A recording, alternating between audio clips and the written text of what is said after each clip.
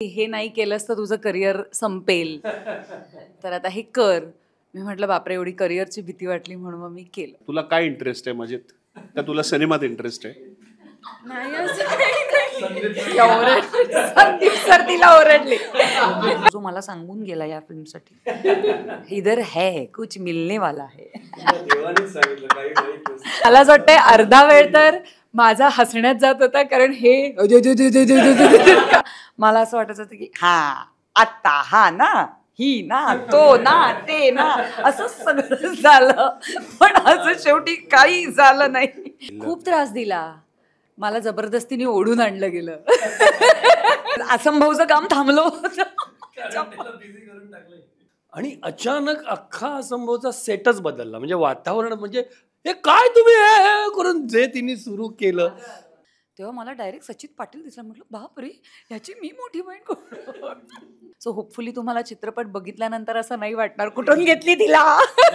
याच्या संतूर मॉम असतात, तर ह्याला काय संतूरचा कोण आहे ते नाही सांगायचं ठरलं, त्यामुळे ते नाही सांगणार आहे. तिने मला सांगितलं ना की नाही सांगायचंय, तर आता मी ते नाही सांगणार. आणि रात्री ते -1, -3, -4 वगैरे असं झालं. आणि त्यावेळी तिला शिफॉनची साडी आणि स्लीवलेस ब्लाऊज घालून छान चालायचं वगैरे होतं. तिने ह्या सिनेमामध्ये रिस्क घेतली आहे, which very less actors take at this age. सिनेमात जर तुम्ही बघाल तर प्रत्येक जण बोलताना अक्षरशः तोंडातनं वाफा येत आहेत प्रत्येक सीन्समध्ये. संदीप सरांच्या तर खूपच येत आहेत. म्हणजे ढगच येत आहेत. मी जरी नाट्य निर्मिती करत असले तरी असं नसतं की मी नाटक निर्मिती करीन पण फायदा नाही झाला तरी मला चालेल, असं नसतं. डेडिकेटेडली मराठीला थिएटर्स हवीत का, तर 100% हवीत. मार्क माय वर्ड्स, हा खूप काळ लक्षात राहणारा सिनेमा आहे. पुन्हा एकदा स्वागत तुमचं सर्वांचं. असंभवसाठी तुम्ही सर्व इकडे आलेला आहात. तर आपल्या मठाच्या प्रथेप्रमाणे मी श्री गणेशाची मूर्ती आणि यंदाचा दिवाळी अंक देण्याची विनंती करतो माझे सहकारी चैतरी जोशी यांना. संदीप सर.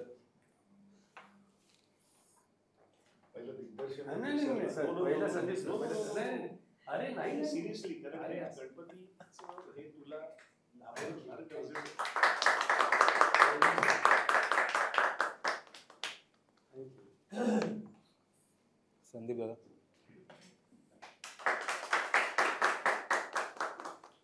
मुक्ता बर्वे.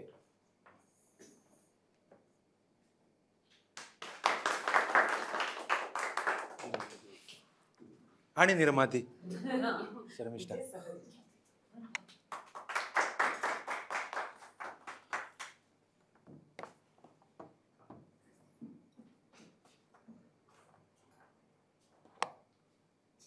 तू मगाशी म्हटल्याप्रमाणे जो शब्द वापरलास त्याप्रमाणेच हा असंभव नेमका संभव कसा झाला, काय नेमका ट्रिगर पॉईंट होता, काय नेमकं सगळं जुळून आलं, तुझं दिग्दर्शन असेल, तिची सहनिर्मिती असेल, काय नेमका सुरुवात का झाली, ती ठिणगी काय होती असंभवची?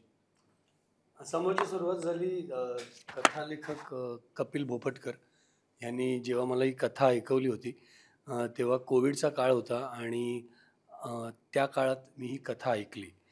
आणि मग आम्ही सुदैवाने, मी विशाल इनामदार, कपिल भोपटकर, आम्ही सगळे जवळजवळ राहत असल्यामुळे मास्क लावून आम्ही त्याचं एक काम सुरू केलं. अगदीच सुरुवातीला त्याची एक लाईन होती, 1 लाईन होती, पण ती खूप इंटरेस्टिंग वाटली. आणि असं ठरवलं की या कथेवर आपण पटकथा एकत्र लिहूया. आधी कथेचा एक ढाचा तयार केला आणि मग पटकथेची सुरुवात केली. आणि जसं जसं पटकथेची सुरुवात केली तसं तसं आमच्या लक्षात यायला लागलं की हा विषय खूप जास्त खोलात जाऊन आपल्याला लिहावा लागणार आहे, कारण विषयाची व्याप्ती खूप होती.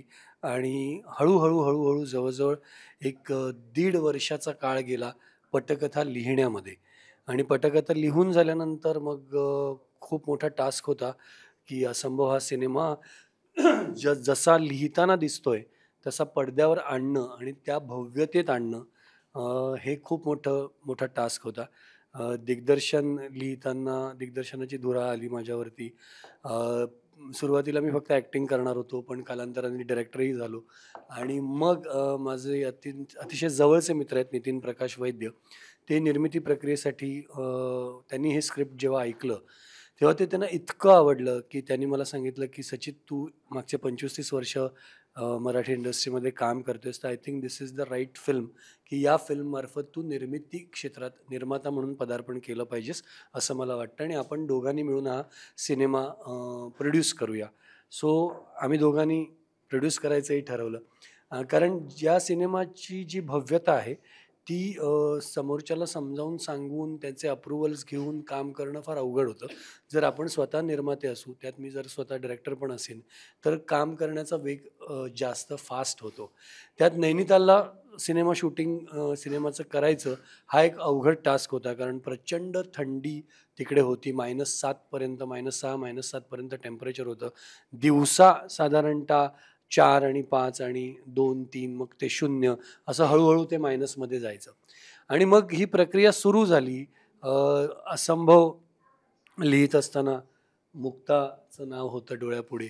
महाराष्ट्राची सगळ्यांची लाडकी अभिनेत्री आहे मुक्ता बर्वे आणि तिला ज्यावेळी कथा ऐकवली, तिला ज्यावेळी नरेशन दिलं, त्यावेळी अक्षरशः एका क्षणात तिने सिनेमाला होकार दिला. तिला सिनेमाचं स्क्रिप्ट खूप आवडलं. ती तिच्या भूमिकेबद्दल सांगेलच. पण मग त्यानंतर प्रिया बापट, संदीप कुलकर्णी.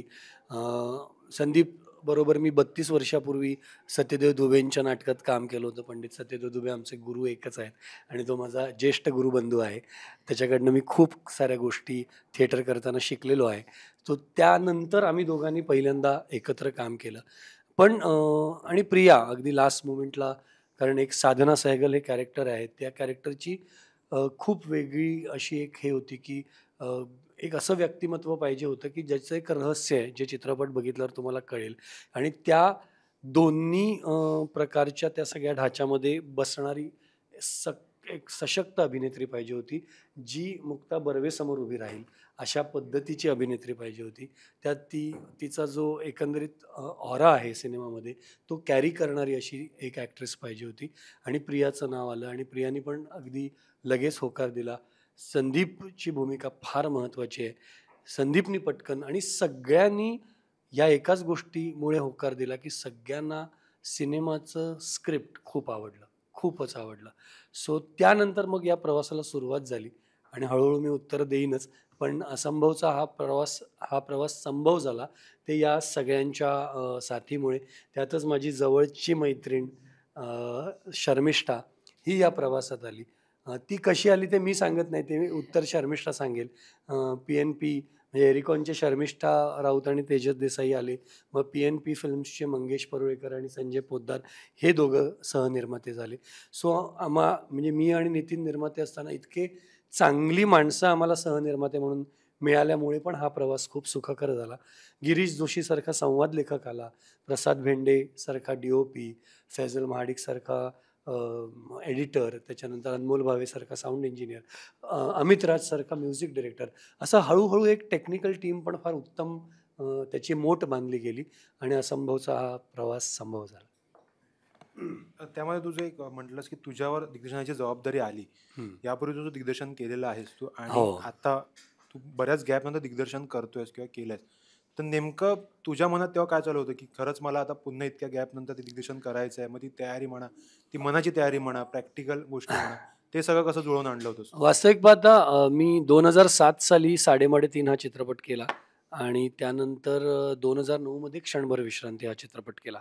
सो त्यानंतर अभिनयाच्या इतक्या ऑफर झाल्या, कारण त्याच काळात क्षणभर विश्रांतीच्या काळात झेंडा पण आला, झेंडा सुपरहिट झाला, मग अर्जुन आला. सो मला वेळच मिळेना दिग्दर्शनासाठी आणि दिग्दर्शन ही खूप डिमांडिंग गोष्ट आहे, डिमांडिंग जबाबदारी आहे. कारण मी जेव्हा एखाद्या चित्रपट म्हणजे 3.5चं लिखाण आम्ही साधारणतः 9 महिने केलं होतं संजय मोनेबरोबर. क्षणभर विश्रांतीचं लिखाण मी आणि हेमंत डोमेनी जवळजवळ वर्ष सव्वा वर्ष केलं होतं. हेमंतनी त्याचे डायलॉग्स लिहिलेले, मी कथा आणि स्क्रीन प्ले केलं होतं. सो समीर विद्वांस होता त्यावेळी मला असेस करत होता. तर आम्ही तिघं मिळून जवळजवळ वर्षभर त्याचंही काम करत होतो. सो मला असं 2-3 महिन्यात एक स्क्रिप्ट लिहिलं आणि त्याचं डिरेक्शन केलं असं नाही होत आणि वर्षभर वेळ माझ्याकडे नव्हता की डिरेक्ट करायचं असेल तर वर्षभर. पण तो कोविडमुळे सुदैवाने तो वेळ सिनेमा लिखाणाला आम्ही दिला आणि त्यातनं एक सकस स्क्रिप्ट निर्माण झालं आणि मग सगळेच असं म्हणाले की तू इतकं ते मायन्युटली त्याच्यावर काम केलंय की ही जबाबदारी तूच स्वीकारायला हवीस आणि ती जबाबदारी स्वीकारली. मुक्तान सिनेमात तुमच्या भूमिकांकडे मी विचारणार आहे, पण त्या अगोदर जेव्हा एक अभिनेता हा दिग्दर्शक होतो किंवा अभिनेता असतो जो दिग्दर्शन करतो सिनेमाचं, तेव्हा नेमकं काय समोर फरक जाणवतो त्या दिग्दर्शकाबरोबर काम करण्याचा? मग ते टेक्निकल मुद्दे असतील किंवा त्यातली कलात्मकता असेल, काय तुम्हाला जाणवलं काम करताना? अ, हा कदाचित कधी-कधी ड्रॉबॅक असू शकतो, की अभिनेता दिग्दर्शक आहे. कारण तो करून दाखवतो पटकन एखादी गोष्ट आणि मग ॲक्टर ब्लॉक होऊन जातो, की आता मग हे असं करायचंय. पण सचिनच्या बाबतीत मला ते आवर्जून सांगावसं वाटेल, की त्यांनी मग ॲक्चुअली तो या सिनेमात कामही करत होता आणि बरेच आमचे दोघांचे सीनही तोच डायरेक्ट करत होता अर्थात. तर त्याही वेळात त्यांनी त्याची दिग्दर्शकाची भूमिका अत्यंत वेगळी जपली होती. त्यांनी एकाही क्षणी हे नाही केलं, की "ऐक मी तुला करून दाखवतो." असं एकदाही केलं नाही. आणि त्याचं मला राहून आश्चर्य वाटलं कारण तुमचं पहिला व्यक्त होण्याचा चॉईस ॲक्टरचा असतो ते पटकन उठून करून दाखवणं किंवा डायलॉग म्हणून दाखवणं. पण त्यांनी त्याच्या सगळ्या भूमिका वेगवेगळ्या ठेवल्या आणि त्याचा फायदा झाला. म्हणजे अ, अ, त्यातला दुसरा ॲसेट असा होता, की एखाद्या ठिकाणी एखाद्या कॅमेऱ्यासमोर या बाजूला उभं राहिल्यानंतर इथे हे डिलिव्हर करताना काय प्रॉब्लेम्स येऊ शकतात, हे त्याला कळत होतं. कारण तो माझ्याबरोबरच ते डिलिव्हर करत होता ते डायलॉग्स किंवा इमोशन्स किंवा जे काही असेल ते, की बाबा थंडी आहे, आत्ता इथे नाईट शिफ्ट आहे, अमुक आहे, आत्ता या आपण सकाळपासून हे करतो आहोत, तर आत्ता हे प्रेशर आहे. हे सगळं त्याला कळत होतं. पण दिग्दर्शक म्हणून तो तेवढी मुभाई देत होता, की मला असं-असं हवंय आणि त्याला क्लॅरिटी पण होती. म्हणजे त्याच्या मनात तो सीन कसा व्हायला हवा याच्याविषयी अत्यंत क्लॅरिटीने तो त्याच्याविषयी सांगत होता. अ, त्याच वेळेस त्यातला निर्माताही त्यांनी लांब ठेवला होता, की आता ह्याचे ऑलरेडी 4 टेक झाले, तर 5वा टेक नको, असं निर्माता म्हणेल. पण दिग्दर्शक म्हणत होता, की नाही याचा 5वा टेक करूया, कारण 5वा आणखीन बेटर होऊ शकतो. तर ते सगळं मला इतकं मल्टीटास्किंग म्हणायचं का एकाच वेळेस अनेक भूमिका जगताना त्या वेगवेगळ्या ठेवायच्या हे अवघड असतं. म्हणजे मी स्वतः नाटकाची निर्माती आणि नटी म्हणून जेव्हा काम केलं, तेव्हा पहिले काही प्रयोग माझे असे गेले, की मी एंट्री घेतली आणि जर बुकिंग कमी असेल, तर माझा एक क्षण माझं असं जायचं, की आज बुकिंग कमी आहे. आज हां, मी काय म्हणत होते असं माझं आणि माझ्या लक्षात आलं, की हा नटावर अन्याय चाललेला आहे. पण ते तुम्ही पर्याय नसतो, पण तुम्ही निर्माते असता आणि त्याच्यासाठी मला प्रयत्न करायला लागले, की नाही असं नाही होता कामा, की एंट्री घेतल्यावर किती खुर्च्या भरल्यात, बुकिंग किती पाकिटं भरल्यावर आज काय होणार आहे? हे गणित तू आत्ता मांडता कामा नयेस. ह्याच्यासाठी मला प्रॅक्टिस करायला लागली. पण सचित डे 1 पासनं मला आवर्जून कौतुकाने सांगावसं वाटतं, की तो निर्माता, दिग्दर्शक आणि नट एकाच वेळी असताना वेगवेगळा होता आणि त्याचा फायदाच झाला म्हणजे. तुम्हाला काही ऍड करायचं सचितबद्दल जसं मी म्हटलं तसं सचित आणि मी एकत्र नाटकात कामले होते अगदीच म्हणजे टीन वगैरे असा वगैरे होता. इनफॅक्ट अगदीच लहान होता म्हणजे मीच लहान होतो. मी त्या रोलसाठी सुद्धा खूपच लहान होतो. अधे-अधुरेचे 27 वगैरे आणि मी 35व्या 35-40व्या याचा मी असं मी एनिवे. पण त्याच्यानंतर मी बघत होतो ह्याचं सिनेमे किंवा हे वगैरे. पण हा इनफॅक्ट खूप शेवटच्या मोमेंटला माझ्याकडे पण स्क्रिप्ट आली. म्हणजे सगळं कास्टिंग झालं होतं, हे आली आणि पहिलं ऑब्व्हियसली माझं स्क्रिप्ट असतं. म्हणजे काहीही पहिलं पुढे जाण्याच्या आधी. तर स्क्रिप्ट पुष्करनी मला वाचून दाखवली. हा शूटमध्ये बिझी होता. तर स्क्रिप्ट आणि मी त्याला मध्ये-मध्ये अडवून असं थांबून कारण ऑफिसमध्ये स्क्रिप्टमध्येच ती एकदम कडक होती. म्हणजे प्रश्नच नव्हता. काय असतं की एकतर मी व्हिज्युअल आर्ट्सचा स्टुडंट जे स्कूल ऑफ आर्ट्स आहे. मला अशी ती एक सेकंड हॅबिट आहे की काही वाचून दाखवलं तर मला व्हिज्युअल्स उभे राहतात. It's a habit. आणि जेव्हा असे व्हिज्युअल्स उभे राहतात आणि जेव्हा हे होतात तेव्हा ते जग कळतं की काय आहे. त्यामुळे मी लगेच त्याला हो म्हटलं की शक्य आणि त्यावेळेला डेट्स पण होते आणि ते सगळं जुळून आलं.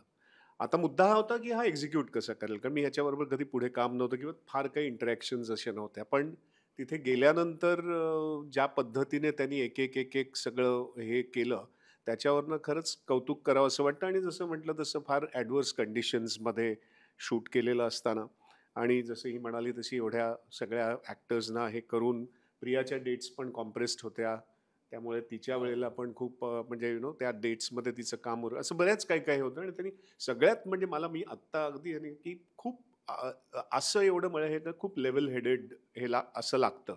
म्हणजे खूप इमोशनल आतमध्ये खूप चालू असतं पण आय एम शुअर बट त्यांनी खूप ते लेवल हेडेडनी ते सगळं हँडल केलं. आणि ती फार छान क्वालिटी आहे त्याच्यामध्ये. आणि in fact I think he can do multitasking. आणि मलाही असं वाटतं की अरे काय नाही, वाय नॉट. म्हणजे किती वेळा असं होतं ना की माझं असं मला की समजा मी कधी डिरेक्ट केलं तर मी काम नाही करणार, यु नो. पण हा डबल रोल करत होता, त्यात डिरेक्ट करत होता, त्यात हे होतं. So it's a very good.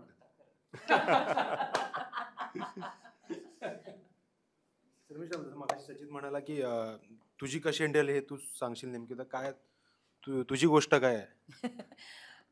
माझी गोष्ट खूप सोपी आहे. ॲक्च्युली काय होतं की सगळ्यात आधी तर आम्ही दोघं एक मालिका करत होतो आणि मालिका करत असताना माझ्यासाठी खूप पर्वणी होती जेव्हा मालिका सुरू होत होती. तेव्हाही असं म्हणजे आता कधी कधी आता हे सचित पण म्हणतो की कदाचित माझं त्याच्यावर खूप एक विशेष प्रेम आहे जे आहे. तर ते अशा पद्धतीने होतं की जेव्हा मालिकाही सुरू झाली होती ना तेव्हा माझं असं होतं की त्या मालिकेचा लीड ठरत नव्हता आणि मी म्हटलं आणि मी फिक्स झाले होते. तर म्हटलं बापरे, माझा लहान भाऊ कोण असू शकतोय, कोण येणार आहे काय माहिती. आणि ज्या वेळेला आऊट झालं पहिल्यांदा, प्रोमो ब्रेक झाला, तेव्हा मला डायरेक्ट सचित पाटील दिसला. म्हटलं बापरे, ह्याची मी मोठी बहीण कोण.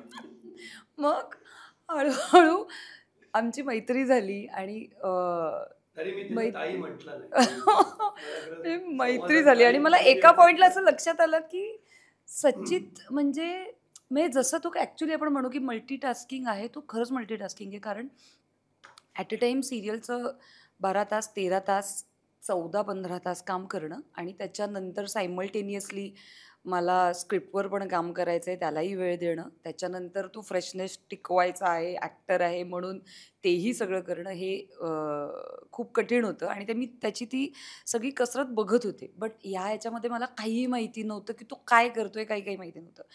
आणि वन फाईन डे मी त्याला जाऊन विचारलं की तू जर काही निर्मिती करणार असशील, तू काही प्रोड्यूस करणार असशील तर मला सांग आणि मला यायला आवडेल त्या प्रोजेक्टसाठी तुझ्याबरोबर.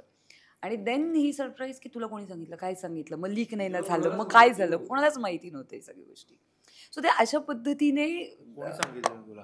कोणालाच नाही माहिती रे, मला खरंच नाही माहिती. मी आणि नितीन वैद्य जो माझा पार्टनर आहे, आम्ही दोघांनीच ठरवलेलं की आपणच हे प्रोड्यूस करायचं. त्यामुळे हे कोणाला माहिती असतं, आम्ही घरी पण सांगितलं नव्हतं. त्यामुळे कोणाला माहिती असणं शक्य नव्हतं. आणि ह्यांनी मला अचानक विचारलं शूटिंग करताना, बरं मला विचारलं तर तू कधी ऍक्टिंग केलीस, तू कधी डिरेक्शन, मी डिरेक्शन 2 फिल्म केले, तर ते विचार मी समजू शकतो. सचिन मला एक दिवशी बोलायचं, म्हटलं काय, असं बाजूला घेऊन गेले. हो, आणि- मी आता मेकअप काय काय माहित ना, अचानक तू ना आयुष्यात जर काही प्रोड्यूस केलंस, निर्मिती वगैरे काही केलीस, तर मला तुझ्याबरोबर असोसिएट व्हायला आवडेल. आणि मी थक्क झालो. कुठून कळलं? आणि निर्मिती हा मी कधी केलंच नाही, त्यामुळे हिला का असं वाटलं असेल असा मला पहिला प्रश्न होता. मग मी नितीनशी बोललो की तेव्हा आम्ही असं काही कोणी सहनिर्माता वगैरे पाहिजे असं आमचं काही मनातही नव्हतं. नितीन म्हणाला तुझं काय मत आहे शर्मिष्ठाबद्दल? म्हटलं माझा तिच्यावर अंधाळा विश्वास आहे, खूप चांगली मुलगी आहे. तर मग सगळं झालं. मग तरी पण आम्ही विचार करून शेवटी 10 दिवस मी टांगत ठेवलं, तंगवलं त्याने मला. 10 आणि 10 दिवसांनी मग मला त्याने सांगितलं तू, ओके, असं आहे आम्ही. हे आणि संभव आणि ते आहे सांगतो आता. हे संभव आहे. तू आणि तेजस या. उत्सुक आहे. नाही म्हणजे एखाद्याला वाटेल की अरे हे एवढा का वेळ घेतोय. हो. आणि मी तिला रोज एवढंच सांगायचो, तू काहीतरी योग्य वेळेला हो. मला विचारलंस, आणि तू जरा थांब.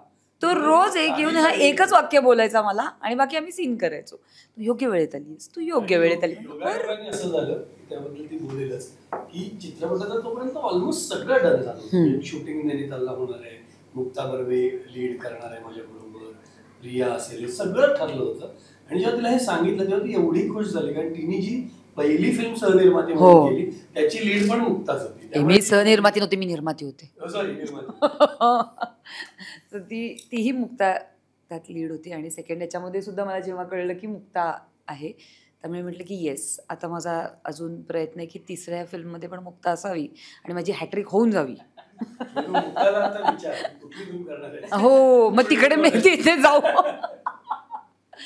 सो अशा पद्धतीने मी सचित आणि नितीन यांच्यासोबत जोडली गेले. पण काय म्हणू की टीम खूप चांगली होती. आणि मुळात नितीन आणखीनशी तर माझी अगदीच पहिली भेट होती जी सचितमुळे घडली. आणि प्रत्येक प्रोजेक्टचा कुठे ना कुठेतरी फायदा होतो किंवा त्याच्यामुळे काही ना काहीतरी गोष्टी घडतात. तसं झी5वरची अंधारमाया ही वेबसिरीजसुद्धा या फिल्मचा जो आपला रायटर आहेत कपिल भोपटकर, त्याने त्याचा स्क्रीन प्ले आणि हे सगळं केलं, कारण मला तो इथे कळला. सो सुयश केळकर इकडे ज्याने BGM केलं, तो आत्ता आमच्या मालिकेचा तारिणीचा आणि अंधारमायाचं BGM सुद्धा त्याने केलं. तर मी खूप असं आय एम रिअली ब्लेस्ड की असंही कधी सचितने जाणवू दिलं नाही किंवा हेही त्याने कधी मला विचारलं नाही की अरे हे तर माझ्या थ्रू आलेले आहेत, मग तू कसं काय डायरेक्ट कॉन्टॅक्ट करते. अशीही लोकं आहेत आपल्याकडे की ज्यांना वेब सिरीज चालू होती तर माझं बीजीएम हो, तर असंभवचं काम थांबलं होतं. बिझी करून टाकलंय. तर मी त्याला बिझी करून घेतलं. सो सपोर्टिव्ह की असं नाहीये की हा प्रोजेक्ट तुझा आहे, हा प्रोजेक्ट माझा आहे. जे काही करतोय ते आपला प्रोजेक्ट आहे आणि ह्याच्यासाठी सगळ्यांनी मिळून काम करायचं. सो ती भावना मुळातच नितीनमध्ये आणि सचितमध्ये असल्यामुळे आम्हाला सहनिर्मिती करताना त्यांच्यावर ॲब्सोल्युटली प्रॉब्लेम आला नाही. आणि of course mind blowing actors Sandeep दादाकडे तर आम्ही मजाच केली आहे. मग आता हे परतफेड म्हणून तू सोलो निर्मिती कर, ज्याच्यामध्ये लीड सचित असेल आणि मला आवडेल. मी प्रोड्यूस करताना सचित हो, हो, माझं तेच झालं. मी म्हटलं अरे बरं याच्या संतूर मॉम असतात तर ह्याला काय संतूरचा कोण आहे असं झालं. हा हो खरं. मी त्याला एवढंही विचारते, म्हटलं काय खातो रे जरा आम्हाला तरी सांग. म्हटलं ह्याचं काय वय नाही काही नाही, पण टचवूड असाच राहावा हा. आणि भरपूर नवीन नवीन येणाऱ्या हिरोईन्स याच्यावर काम करावे, हा मात्र हिरोच राहावा. म्हणून मी म्हटलं ना की मी आता हळूहळू तुझ्या आईचाही रोल करेन. संदीप दादा, जितकं आपल्याला सांगता येईल सिनेमाच्या कथानकाबद्दल म्हणा किंवा त्याचा नेमकं काय जॉनर आहे, काय प्रेक्षकांना बघायला मिळणार आहे आणि त्यात नेमकी तुमची भूमिका कशी त्यात गुंफली गेलेली आहे, त्याविषयी थोडं सांगा ना. सो आता ही मुलं पण नवीन बसली आहेत आणि जे काही त्यांना पण समजून घ्यायचं त्याच्यासाठी मी सांगतो. थ्रिलर हा एक फार इंटरेस्टिंग जॉनर असतो आणि ज्याच्यामध्ये खूप इंटरेस्टिंगली ऑडियन्सला बांधता येतो, पण तो फार कठीण असतो शूट करणं आणि त्याची हे करणं. थ्रिलर हे प्रकार आहेत. सायकोलॉजिकल थ्रिलर आहे, सोशल थ्रिलर आहे. सोशल थ्रिलर म्हणजे Dombivli fast, it's a thriller, right. त्याच्यानंतर आम्ही गैर म्हणून एक केला होता which is an action thriller, की ज्याच्यामध्ये पण मी डबल रोल केला होता आणि it was completely like an Abbas Mastan kind of a film. पहिल्यांदा मराठीत अशी की चॉपर येतं शेवटी वगैरे, प्रॉपर अशा ह्यानी ती शूट केली होती, पहिली मोठी फिल्म. त्याच्यानंतर मी खूप म्हणजे आत्ता निखिल अडवाणी बरोबर पण केला होता तो कम्प्लिटली फिक्टिशियस हे की दाऊदला रॉनी इथे आणायचं आहे आणि ते आणतात. So it's an action. So ही जी फिल्म आहे ह्याला आपण एक लव्ह स्टोरी आहे, पण ह्याला मिस्ट्री थ्रिलर असं म्हणता येईल. कारण आहे ही प्रेमकथा. ही प्रेमकथा आहे, दोघांमधली ती प्रेमकथा आहे आणि त्याच्यामधली मिस्ट्री जी तयार होते त्याच्यावरती फिल्म आहे. आणि मिस्ट्री थ्रिलर असेल तर ऑब्व्हियसली जसं आता पूर्वी आपण मधुमती पाहिलं, मेरा सायापासून खूप दृश्यम आत्ता आपण पाहिली, तर इट्स अ फॅमिली थ्रिलर. तर ह्याच्यामध्ये फार गरजेचं आहे की रिलेशनशिप्स कसे बांधलेत, त्याचं लुक काय आहे. कारण म्हणूनच मग नैनिताल ना, कारण नैनितालमध्ये तो जो लुक आहे की त्याच्यात एक मिस्टिक, तिथली थंडी आहे, तिथला जो फॉग आहे, हे सगळं येणं त्याच्यामध्ये एक मिस्ट्री तयार होते आणि ती फिल्मसाठी गरजेची असते. सो म्हणून मी म्हटलं तसं मला जेव्हा स्क्रिप्ट ऐकवली गेली तेव्हा स्क्रिप्ट होती, मग नैनितालमध्ये शूट आहे, ॲक्टर्स बिक्टर्स, सो एव्हरी म्हणजे सगळी अंग ह्याची काळजी घेतली होती आणि टू मेक अ बेस्ट ते इंटेन्शन कळत होतं. आणि मला असं वाटतं म्हणूनच म्हणजे हा मराठीतला परत एक वेगळा मोठा मिस्टिक थ्रिलर असा अनुभवायला मिळेल ह्याच्यामध्ये. आणि मी जो कॅरेक्टर करतोय तो एक थेरपिस्ट आहे, सायकोलॉजिस्ट आहे, जो हे मिस्ट्री सोडवायला तिकडे येतो. आणि बेसिकली कॅरेक्टर्समध्ये आम्ही मैत्री असते. सो मित्र असून ते सगळे लावून सुद्धा एका पॉईंटला माझं पण म्हणजे सगळे एक म्हणजे त्यातला तज्ज्ञ असून सुद्धा एका पॉईंटला असं येतं की अरे हे काहीतरी वेगळंच आहे किंवा हे माझ्या ह्याच्या बाहेरचं आहे, कुवतीच्या बाहेरचं आहे. आणि मग पुढे जे काय घडतं ते घडतं, अशी ती सगळी कथा आहे. जसं सगळ्यांनी म्हटलं की संहितेच्या पातळीवर आपला सिनेमा तितका खूप जोरदार आणि चांगल्या प्रकारे बांधला गेलेला आहे आणि तुझं या आतापर्यंत जे सिनेमे केले आहेस म्हणा किंवा जे निवड तू केलेली आहेस कलाकृतीची तितकीच सकस आणि विचारपूर्वक त्या कलाकृतीत दिसतं. तर ही जेव्हा संहिता वाचली तेव्हा तुझ्या पहिल्यांदा मनात नेमका विचार काय आलेला की काय नेमकं मला या गोष्टीतून मिळेल? तर सिनेमा मी वाचला नाही, आधी ऐकला. नरेशन दिलं कपिल भोपटकरने आणि जोरदार झालं नरेशन. त्याचा म्हणजे कुठच्या प्रकारचा आहे किंवा काय याच्यापेक्षा जी गोष्ट होती सिनेमाची ती खूप चांगल्या पद्धतीने सांगितली गेली आणि मला वाटतं की कुठच्याही नाटकाची, सिनेमाची, सिरियलची बेसिक गरज असते की गोष्ट चांगली सांगणं मनोरंजक पद्धतीने, जे प्रेक्षकांना हवं असतं. तर मला असं वाटलं की हा सिनेमा बघायला मला आवडेल, मजा येईल हा सिनेमा बघताना, काहीतरी थ्रिलिंग एक्सपिरियन्स देईल हा सिनेमा. आणि ते खरं तर पहिलं कारण होतं की गोष्ट आवडली आणि ती बांधण्याची पद्धत आवडली म्हणून सिनेमा करावासा वाटला. कारण जे पहिल्या नरेशनमध्ये सचितचं किंवा कपिलचं जे कन्व्हिक्शन होतं गोष्टीबद्दलचं, की अशा पद्धतीने हा असणार आहे, असा पुनर्जन्म हा विषय आहे, अशी माणसं असणार आहेत, तर ते सगळं जग बिलिव्हेबल वाटायला लागलं. आणि मग त्यातनं ॲक्टरसाठी गंमतशीर म्हणजे 2 रोल करायला मिळाले. त्यामुळे 2 काळातल्या 2 व्यक्तिरेखा साकारता आल्या. तीही एक मजा होती. पण मुळात ती गोष्ट आणि ती सांगण्याची पद्धत हे दोन्ही मला आवडलं आणि म्हणून मला सिनेमा करावासा वाटला. तुझं स्वागत करायचं बाकी आहे, त्यामुळे पहिल्यांदा तुझं स्वागत.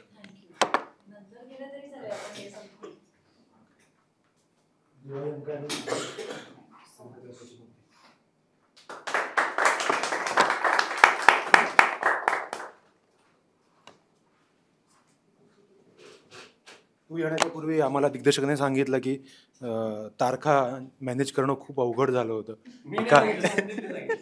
एका अभिनेत्रीमुळे. अवघड झालं नाही, तो म्हणाला की याच्या खूप कमी कन्स्ट्रेन्स काय काय होते त्याच्यामध्ये.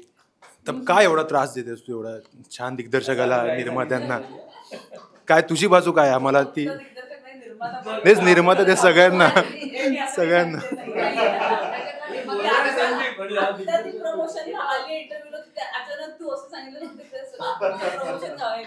दबावाने आणखी करेल ना. मग नेमकं काय काय त्रास दिलास तू आणि त्यांनी कसं तुला झेललं? खूप त्रास दिला. मला जबरदस्तीने ओढून आणलं गेलं. असं सांगण्यात आलं की हे नाही केलंस तर तुझं करिअर संपेल, तर आता हे कर. मी म्हटलं बापरे, एवढी करिअरची भीती वाटली म्हणून मग मी केलं. असं काही झालं नाहीये. मी ते काही तारखांचा वगैरे का गोंधळ झाला असेल ते त्याच्यामागे खूप मोठी कहाणी आहे. तर मला असं वाटतं की एवढी मोठी कहाणी नाही सांगत मी, थोडक्यात सांगते. एकतर सगळ्यात शेवट टीममध्ये माझी एंट्री झाली जेव्हा त्यांच्या बाकीच्या बऱ्याच गोष्टी ठरलेल्या होत्या, त्यांचं शेड्यूल ठरलेलं होतं, त्यांना माहिती होतं त्यांना कधी चित्रपट रिलीजही करायचा आहे. सो सगळं डोक्यात होतं आणि हे मला नंतर सेटवरती गेल्यानंतर जाणवलं सुद्धा, कारण ऑनलाईन पण एडिट होत होती फिल्म. सो इतकं वेल प्रिपेअर्ड होते ते आणि त्यांचं इतकं सगळं प्लॅनिंग झालं होतं. तर ज्या वेळेला माझी एंट्री झाली तेव्हा ऑलरेडी ठरलेल्या प्लॅनमधल्या ज्या त्यांना हव्या होत्या तारखा वगैरे, जे काही त्यांचं एक्सपेक्टेशन होतं ते माझ्याकडे अवेलेबल नव्हतं तेव्हा, कारण माझं ऑलरेडी काय काय चालू होतं. सो जोपर्यंत माझी एंट्री झाली तोपर्यंत त्यांचंही प्लॅनिंग झालं होतं आणि माझंही त्या 2-3 महिन्यांचं प्लॅनिंग ऑलरेडी झालं होतं. मग ज्या उरलेल्या तारखा आहेत त्यातल्या त्यात आमच्या काहीतरी मधल्या तारखांचा एक चंक खूप व्यवस्थित मॅच झाला विदाऊट दोघांचंही हॅसल. पण हे मला माहिती होतं की ते डिरेक्शन प्रोडक्शन टीमवरती थोडं प्रेशर येणार आहे, कारण त्यांना जास्त काम कमी दिवसात माझं मॅनेज करायला लागणार होतं. याचं कारण होतं की मला ज्या दिवशी ते संपवू इच्छित होते त्याच्या दुसऱ्या दिवशी माझा सिंगापूरला दादा एक गुड न्यूज नवाकडे जरतरची गोष्टचा प्रयोग ठरला होता. त्याच्यामुळे मला फ्लाईट घेणं गरजेचं होतं. सो ते इतकं सगळं टाईट होतं, त्याच्यामध्ये त्यांना मॅनेज करावं लागलं. पण ते त्यांनी केलं आणि मला असं वाटतं की ते सगळं करत असताना कुठेही पात्राच्या प्रवासाला, कामाला किंवा तिकडे शूटिंग करताना त्याच्यात कुठल्याही प्रकारचा काय म्हणतात उरकलं पण न येऊ देता त्याला जेवढा हवा तसा वेळ देऊन त्याच्यात मॅनेज करून ही त्यांची कसरत झाली खरं तर. अँड आय एम ग्लॅड की ते मॅनेज करू शकले आणि ते मॅनेज करू शकले म्हणून मी या चित्रपटाचा भाग होऊ शकले. हे थोडक्यात सांगायचं की तू मदतीसाठी धाव घेतलीस मित्रांच्या. मला असं वाटतं की कुठलंही प्रोफेशनल काम ना ही दोन्ही बाजूनी प्रोफेशनल कमिटमेंट असते आणि ते तसंच असतं आणि ते तसंच असलं पाहिजे. म्हणजे कोणाला एकाला गरज आहे आणि दुसरा त्याच्यावर उपकार करतोय असं कुठलंच काम कधीच होत नाही.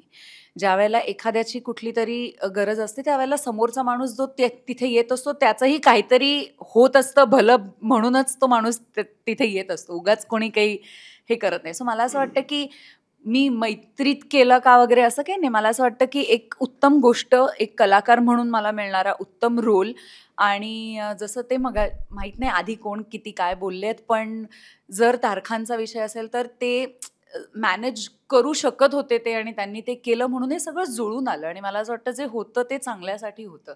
सो होपफुली तुम्हाला चित्रपट बघितल्यानंतर असं नाही वाटणार कुठून घेतली तिला.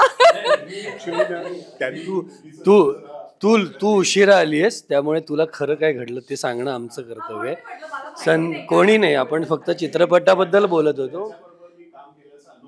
तर संदीपला विचारलं की माझा अनुभव आहे. तर सचितला काय काय इश्यूज होते त्या काळात. थंडी होती, हे होतं, इतकं सगळं काम होतं. त्यात प्रियाच्या डेट्स खूप कमी होत्या. एवढाच एक मुद्दा आहे, तो त्यांनी वेगळ्या पद्धतीने तुझ्यासमोर मांडला. तो त्यांनी एक सो आमची टीम इतकी सक्षम आहे आणि इतका. पण मला इकडे प्रियाचं विशेष कौतुक करावं असं वाटतंय की ज्या पद्धतीने प्रिया सगळ्यात शेवटी म्हणजे ती कालही म्हणाली की लास्ट इन फर्स्ट आउट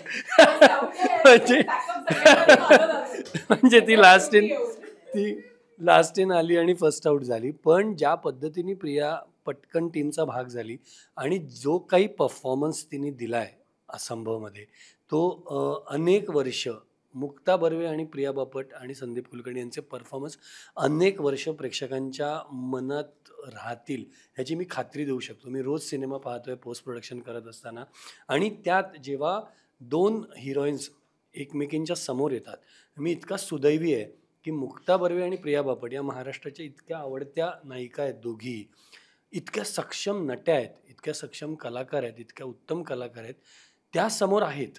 बरं त्यांचे काही काही असे सीन पण आहेत बरं का, म्हणजे काटे की टक्कर असे काही सीन आहेत दोघींचे. आणि माझ्या सुदैवाने या दोघी इतक्या चांगल्या मैत्रिणी आहेत, इतक्या चांगल्या मैत्रिणी आहेत. म्हणजे बरं प्रिया सेटवर येईपर्यंत आमचं सगळं गंभीर वातावरणात शूटिंग चाललं होतं 4 दिवस. आम्ही सगळे ओके, कॅमेरा रोल ॲक्शन वगैरे या लेवलला सगळं काम. बरं मुक्त मला असं वाटतं ओके ठीक. ही आली रात्री किती 8-8:30 आणि अचानक अख्खा असंभवचा सेटच बदलला. म्हणजे वातावरण म्हणजे हे काय तुम्ही हे करून जे तिने सुरू केलं ते वादळ.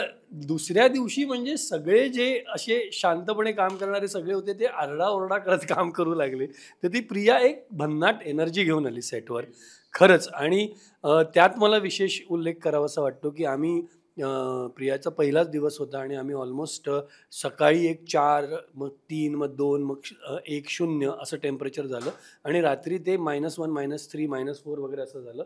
आणि त्यावेळी तिला शिफॉनची साडी आणि स्लीवलेस ब्लाऊज घालून छान चालायचं वगैरे होतं. माझा आणि तिचा एक सीन होता, मुक्ताचा आणि तिचा एक सीन होता आणि हिला थंडीच वाजेना आणि आम्ही सगळे असे कुडकुडतोय म्हणजे सगळ्यांनी म्हणजे प्रसाद वेंडेपासून जेवढी लोक तिकडे होती त्यांनी 3-3, 4-4 लेयर्स आतमध्ये थर्मल.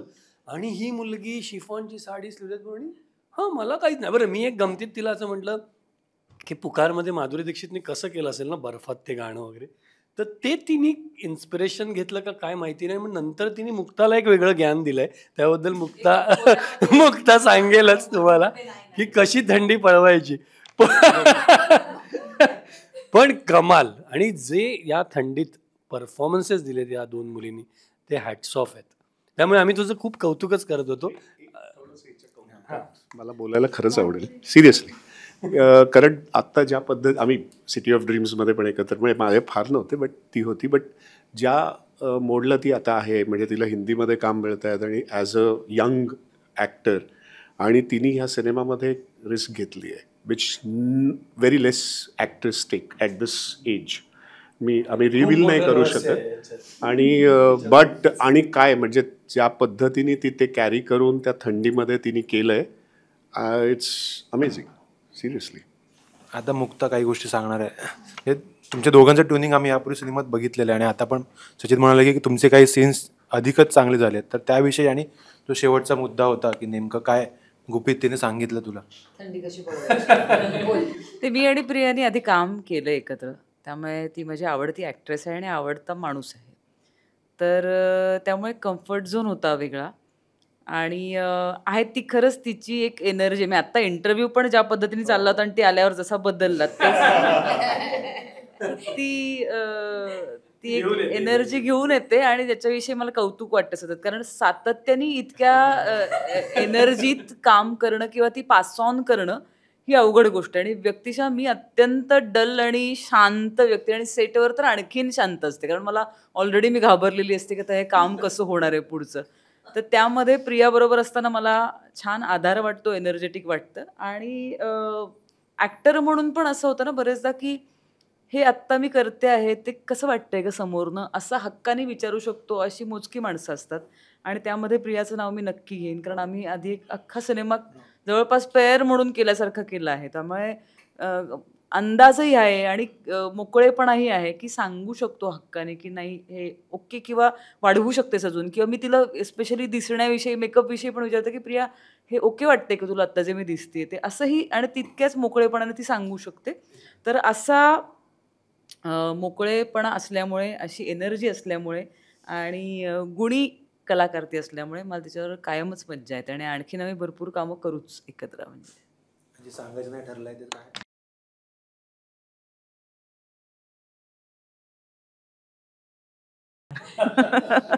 प्रिया, जसं मुक्ताने सांगितलं की तिचं ट्युनिंग तुझ्यासोबतचं उत्तम आहे आणि प्रत्येक वेळेला तिने काय विचारलं तर तू ते तितक्याच मोकळेपणाने सांगत असतेस.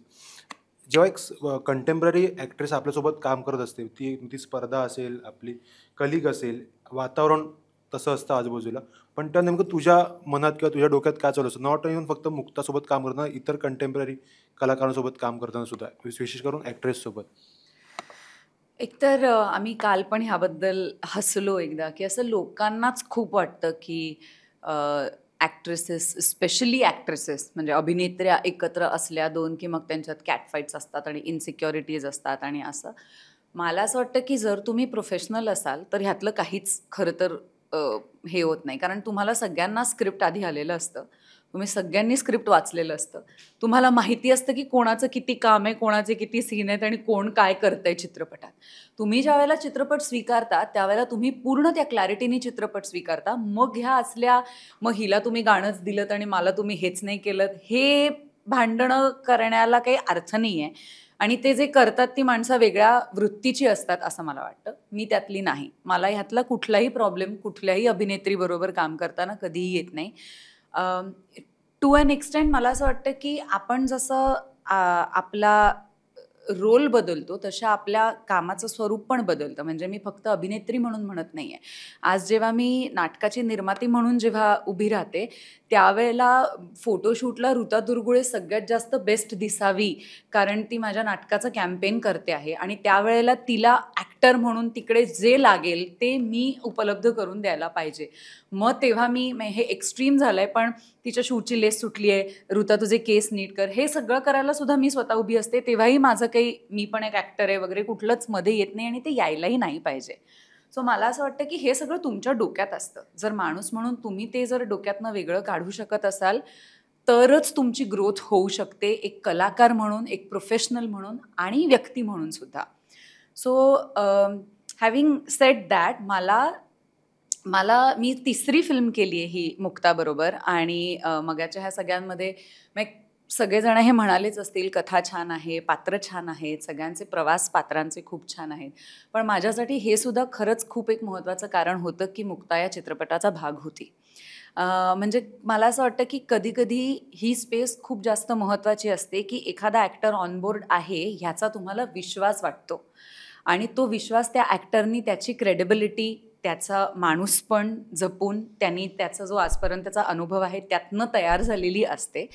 आणि ते मला ह्या चित्रपटाच्या बाबतीत सुद्धा खूप जाणवलं. म्हणजे आम्ही दोघीच्या वेळेलाही होतंच, आय वॉज टू एक्सायटेड की मला मुक्ताबरोबर फिल्म करायला मिळणार आहे.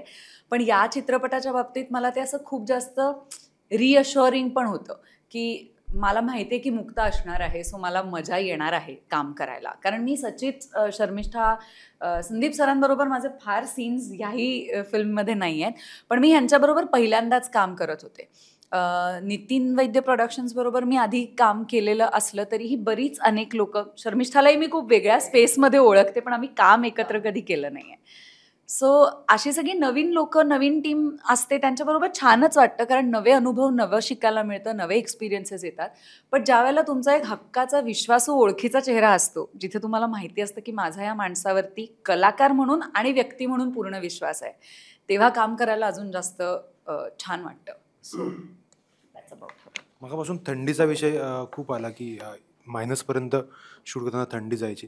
पण नैनिताल नेमकं आलं कसं? काय म्हणजे नैनितालमध्ये शूट करावं, नैनितालमध्ये आपण संपूर्ण सेटअप घेऊन जावं, ते नेमकं कसं आलं? मुळात कथेची ती मागणी आहे की कथा महाराष्ट्रात नाही घडू शकत अशा पद्धतीने कथा लिहिलीच गेली आहे.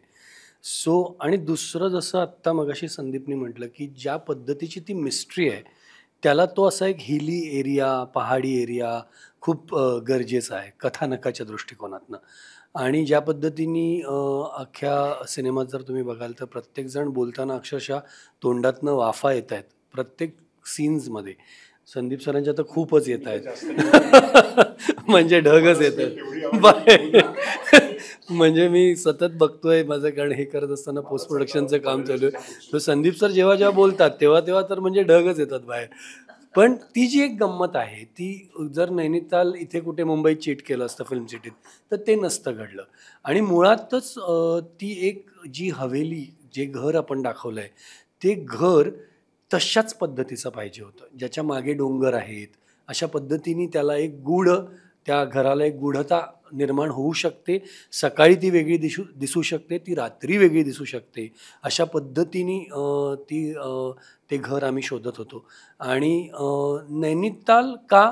त्याचं सिम्पल कारण आहे. आम्ही बरीच लोकेशन्स बघितली. म्हणजे मसुरीमध्ये आम्ही गाणं केलं आत्ता, मी आणि मुक्तानी. तर मसुरी पण बघितलं, देहरादून बघितलं. पण ज्या पद्धतीचं घर आम्हाला हवं होतं ते आम्हाला नैनितालमध्ये मिळालं. सो म्हणून मग ठरवलं. आणि योगायोगाने आम्हाला असंही कळलं की आजपर्यंत नैनितालमध्ये एकही मराठी चित्रपट झालेला नाही आहे. सो ती एक नॉवेल्टी होती. दुसरं म्हणजे लहानपणापासून मला नैनितालचं एक वेगळं आकर्षण आहे, कारण मासूम हा माझा अत्यंत आवडता चित्रपट आहे. आणि मासूममध्ये जुगल हंसराजला ज्या हॉस्टेलमध्ये ठेवलं असतं ते हॉस्टेल नैनितालचं दाखवलं आहे. आणि नसीरबाई तिथे जातात त्या हॉस्टेलमध्ये, असा एक सीन आहे. तो तेव्हापासून ते माझं एक फॅसिनेशन होतं की आपल्यालाही कधीतरी नैनितालला शूटिंग करायला मिळालं तर किती मजा येईल. सो ते जर का, आता मी स्वतःच निर्माता आहे, दिग्दर्शकही आहे आणि माझ्या हातात डिसिजन मेकिंगही आहे. आणि नितीन वैद्य आणि शर्मिष्ठासारखी मंडळी माझ्याबरोबर आहेत या प्रक्रियेमध्ये. तर मग मला असं वाटतं की हे आपण करूया. आणि ते खरंच फार सुंदर आहे नैनिताल. त्याच्यामुळे तितकाच आर्थिक डॉलर आपण उभा करावा लागला असणार, किंवा ते तितकं सोपं असलं असं मला वाटतं. म्हणून तर मी शर्मिष्ठाला म्हटलं वेळेवर विचारलं. कारण मी आणि नितीनचं विशेष कौतुक आहे, कारण नितीन वैद्यनी 40 सिनेमे केलेत. हा त्याचा 41 म्हणजे मुक्तानीच नितीन बरोबर 6 सिनेमे केलेत आणि प्रियानी जवळजवळ 4 सिनेमे केलेत. माझा त्याचा, म्हणजे आम्ही एकमेकांना 3.5 पासून ओळखतो, तेव्हा त्याचा वळू आणि माझा 3.5 हा एकाच स्टुडिओमध्ये आम्ही करत होतो, आराधना स्टुडिओमध्ये. त्याचं सगळं पोस्ट प्रोडक्शनचं 2007ला काम चालू होतं. तेव्हापासून आमची गिरीश, उमेश आणि नितीन अशी आमची मैत्री झाली होती. पण काम करायचा योग या सिनेमाच्या निमित्ताने आला. आणि त्यांनी ज्या पद्धतीचा कॉन्फिडन्स दाखवला की नाही, आपण करूया उभे पैसे आणि आपण करूया, चल आपण दोघांनी मिळून करूया. आणि आम्ही दोघांनी ते करत जसे जसे आम्ही जात गेलो तसं तसं नैनिताल आलं, मग हे आलं. आणि एक एक डोलारा तो उभं करत असताना शर्मिष्ठा तेजस किंवा आमचे मंगेश परुळेकर आणि संजय पोद्दारसारखी खूप चांगली माणसं, मराठी माणसं आम्हाला मिळाली, जे आमचे सहनिर्माते म्हणून आले. आणि त्यामुळे हा सगळा आर्थिक डोलारा पण आम्ही उभा करू शकलो. म्हणजे जेव्हा मुक्ता बर्वे, प्रिया बापट, संदीप कुलकर्णी अशी कास्ट असते, तेव्हा तिथूनच आधी पहिली फिल्म मोठी व्हायला लागते आर्थिकदृष्ट्या पण आणि ओव्हरऑलच. सो ती सगळी तयारी करत असताना आम्हाला त्या भव्यतेची जाणीव होती, त्या आर्थिक डोलाराची जाणीव होती. असं नाही की अचानक केलं आणि आता अरे बापरे आता पुढे काय, असं काही नव्हतं. त्या परिस्थितीमध्ये गोष्टी कशा करणार आहोत ह्याचं प्लॅनिंग झालं होतं. खूप जास्त प्लॅनिंग करून आम्ही काम करत होतो. त्यामुळे कधीच तशा अडचणी आल्या नाहीत सुदैवाने. पण एकंदरीतच म्हणजे काय म्हणूया ना, की विषयाची गरज की नैनिताल का आहे, हे सिनेमा बघितल्यावर तुम्हाला सगळ्यांनाच पटेल की का हे लोक नैनितालला आले. आणि जेव्हा तुम्हाला एखादा भव्य दिव्य सिनेमा करायचा असतो त्यावेळी पैसे तर खर्च करावेच लागतात, त्याशिवाय ते शक्य नसतं. आणि जर ते केले तर प्रेक्षक त्याला भरभरून प्रतिसाद देतात. हा माझा स्वतःचा वैयक्तिक अनुभव आहे 3.5 पासून. आजच्या तारखेला तुम्ही सर्व वेगवेगळ्या कारणाने निर्माता म्हणून काम केलं आहेत, काम करत आहात. मध्ये नाटक असेल, सिनेमा असेल, त्या बाबतीत. पण जेव्हा अभिनेता हा निर्माता होऊन त्याला जी गोष्ट सांगायची की त्याला ज्या पद्धतीने गोष्ट सांगायची, जी गोष्ट सांगायची हे तो कसोशीने करत असतो. तर तुमच्या प्रत्येकाच्या बाबतीत हे निर्माता होणं तुमच्या स्वतःसाठी, तुमच्या स्वतःच्या कलाकारासाठी कितपत महत्वाचं वाटतं? कोणापासून सुरुवात करूया? मुक्ता, तूच. मला नाटक करताना वाटलं गरजेचं, कारण मला ज्या प्रकारचं नाटक करायचं होतं तसं नाटक माझ्याकडे दुसरा निर्माता आणत नव्हता. आणि ज्या क्वालिटीचं प्रयोग करायची मला इच्छा होती ती क्वालिटी भांडून भांडून मला हे करायला लागायची. साऊंड क्रिस्प ऐकायला यायला हवा, सेट चांगलाच दिसायला हवा, कारण आज आपले प्रेक्षक एवढेच आहेत आणि त्यांच्याकडे ऑप्शन्स एवढे आहेत. तर इतक्या चांगल्या क्वालिटीचं साऊंड ऐकतात, चांगलं चित्र त्यांना दिसतं. म्हणजे घरातला टी व्हीसुद्धा आता इतका सुधारला आहे की मोठ्या स्क्रीनविषयी आपण बोलायलाच नको. तर इतका चांगला क्रिस्प अनुभव ते एके ठिकाणी घेत असताना मी थिएटरबद्दल म्हणजे नाटकाबद्दल बोलते की नाटकाकडे त्यांनी यायला हवं असेल. आणि आत्ता टचवूड नाटकाचे दिवस चांगले, पण मी निर्माती झाले तेव्हा ते दिवस पालटत होते. म्हणजे तेव्हा ती परिस्थिती बरी नव्हती, पण ती सुधारलेली मी बघितली. म्हणजे छापा काटा टू कोडमंत्र असे छान सुधारणा झाली, बुकिंग वाढणं या अर्थाने म्हणते मी. तर त्यांना तो अनुभव द्यायला हवा. हा एक्सपिरियन्सची इंडस्ट्री आहे. प्रेक्षक एक्सपिरियन्स घेण्यासाठी येतात तिथे. त्यांच्या आयुष्यातले 2, 2.5, 3 तास काढून एक चांगला एक्सपिरियन्स त्यांच्या गाठीशी त्यांना बांधायचा असतो. मनोरंजन हवं असतं. मग ते गंभीर असो, विनोदी असो, थ्रिलर असो, कुठचाही असो, पण एक मनोरंजन हवं असतं.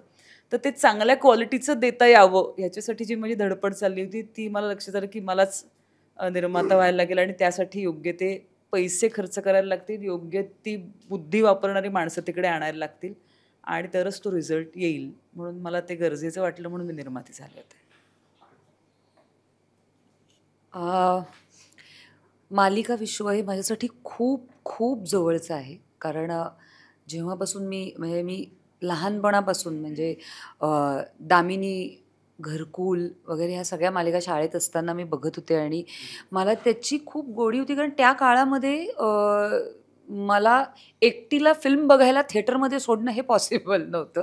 कारण माझे आई-वडील ते ऑब्व्हियसली करू शकत नव्हते. कॉलेजमध्ये गेल्यानंतर थिएटरमध्ये जाऊन पहिला सिनेमा वगैरे बघितला, असं सगळं झालं. नाटकात मात्र नाटकाला आवर्जून घेऊन जायचे आणि शाळेच्या काळापासूनच प्रायोगिक नाटकांमध्ये काम करत तो प्रवास सगळा सुरू झाला होता. पण त्याही वेळेला मला असं फार वाटत होतं आणि मला एक गोष्ट स्वतःला खूप जाणवत होती की अभिनय सोडला तर आपल्याला कोणत्या गोष्टीत उत्सुकता आहे किंवा कुठल्या गोष्टीत रुची आहे. तर मला समजायला लागलं होतं की मला मॅनेजमेंट ही जी गोष्ट आहे ती खूप आवडते. कधी कधी काय होतं की निर्माते आपण जिथे दुसऱ्यांकडे काम करतो तिथे उत्तम मॅनेजमेंट जर लागलेली असेल किंवा मला होस्ट व्हायला सुद्धा कधी कधी खूप आवडतं.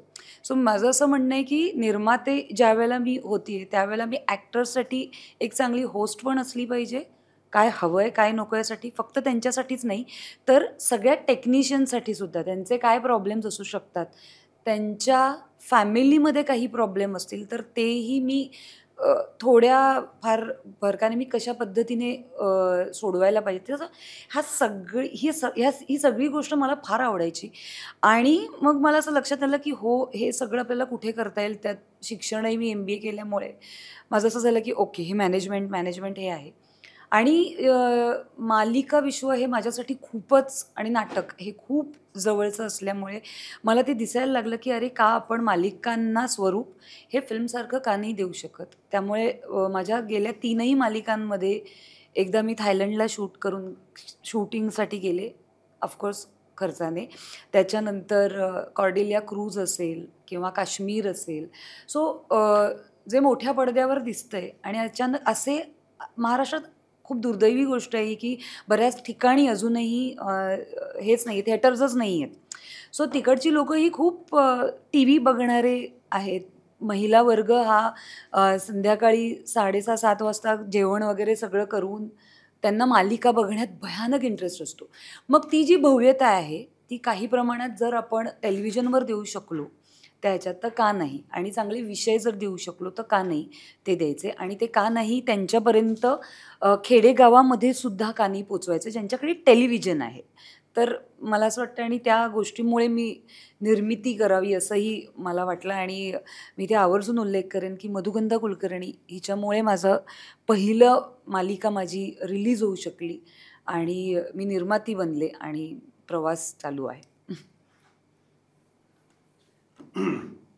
संदीप आणि अरे तू बोल ना. बोल. मी एवढंच सांगेन की खरं तर मी याचं सगळं श्रेय माझे मित्र नितीन प्रकाश वैद्य यांना देईन. कारण मी खरंच हा विचार नव्हता केला की मी निर्मिती करावी.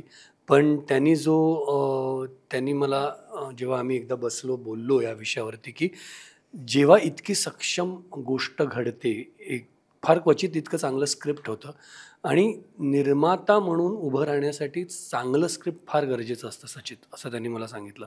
जे सुदैवाने तुझ्याचकडनं इतकी तू मेहनत घेतलीस आणि झालंय, तर निर्माता म्हणून तू उभं राहायला पाहिजेस असं मला वाटतंय.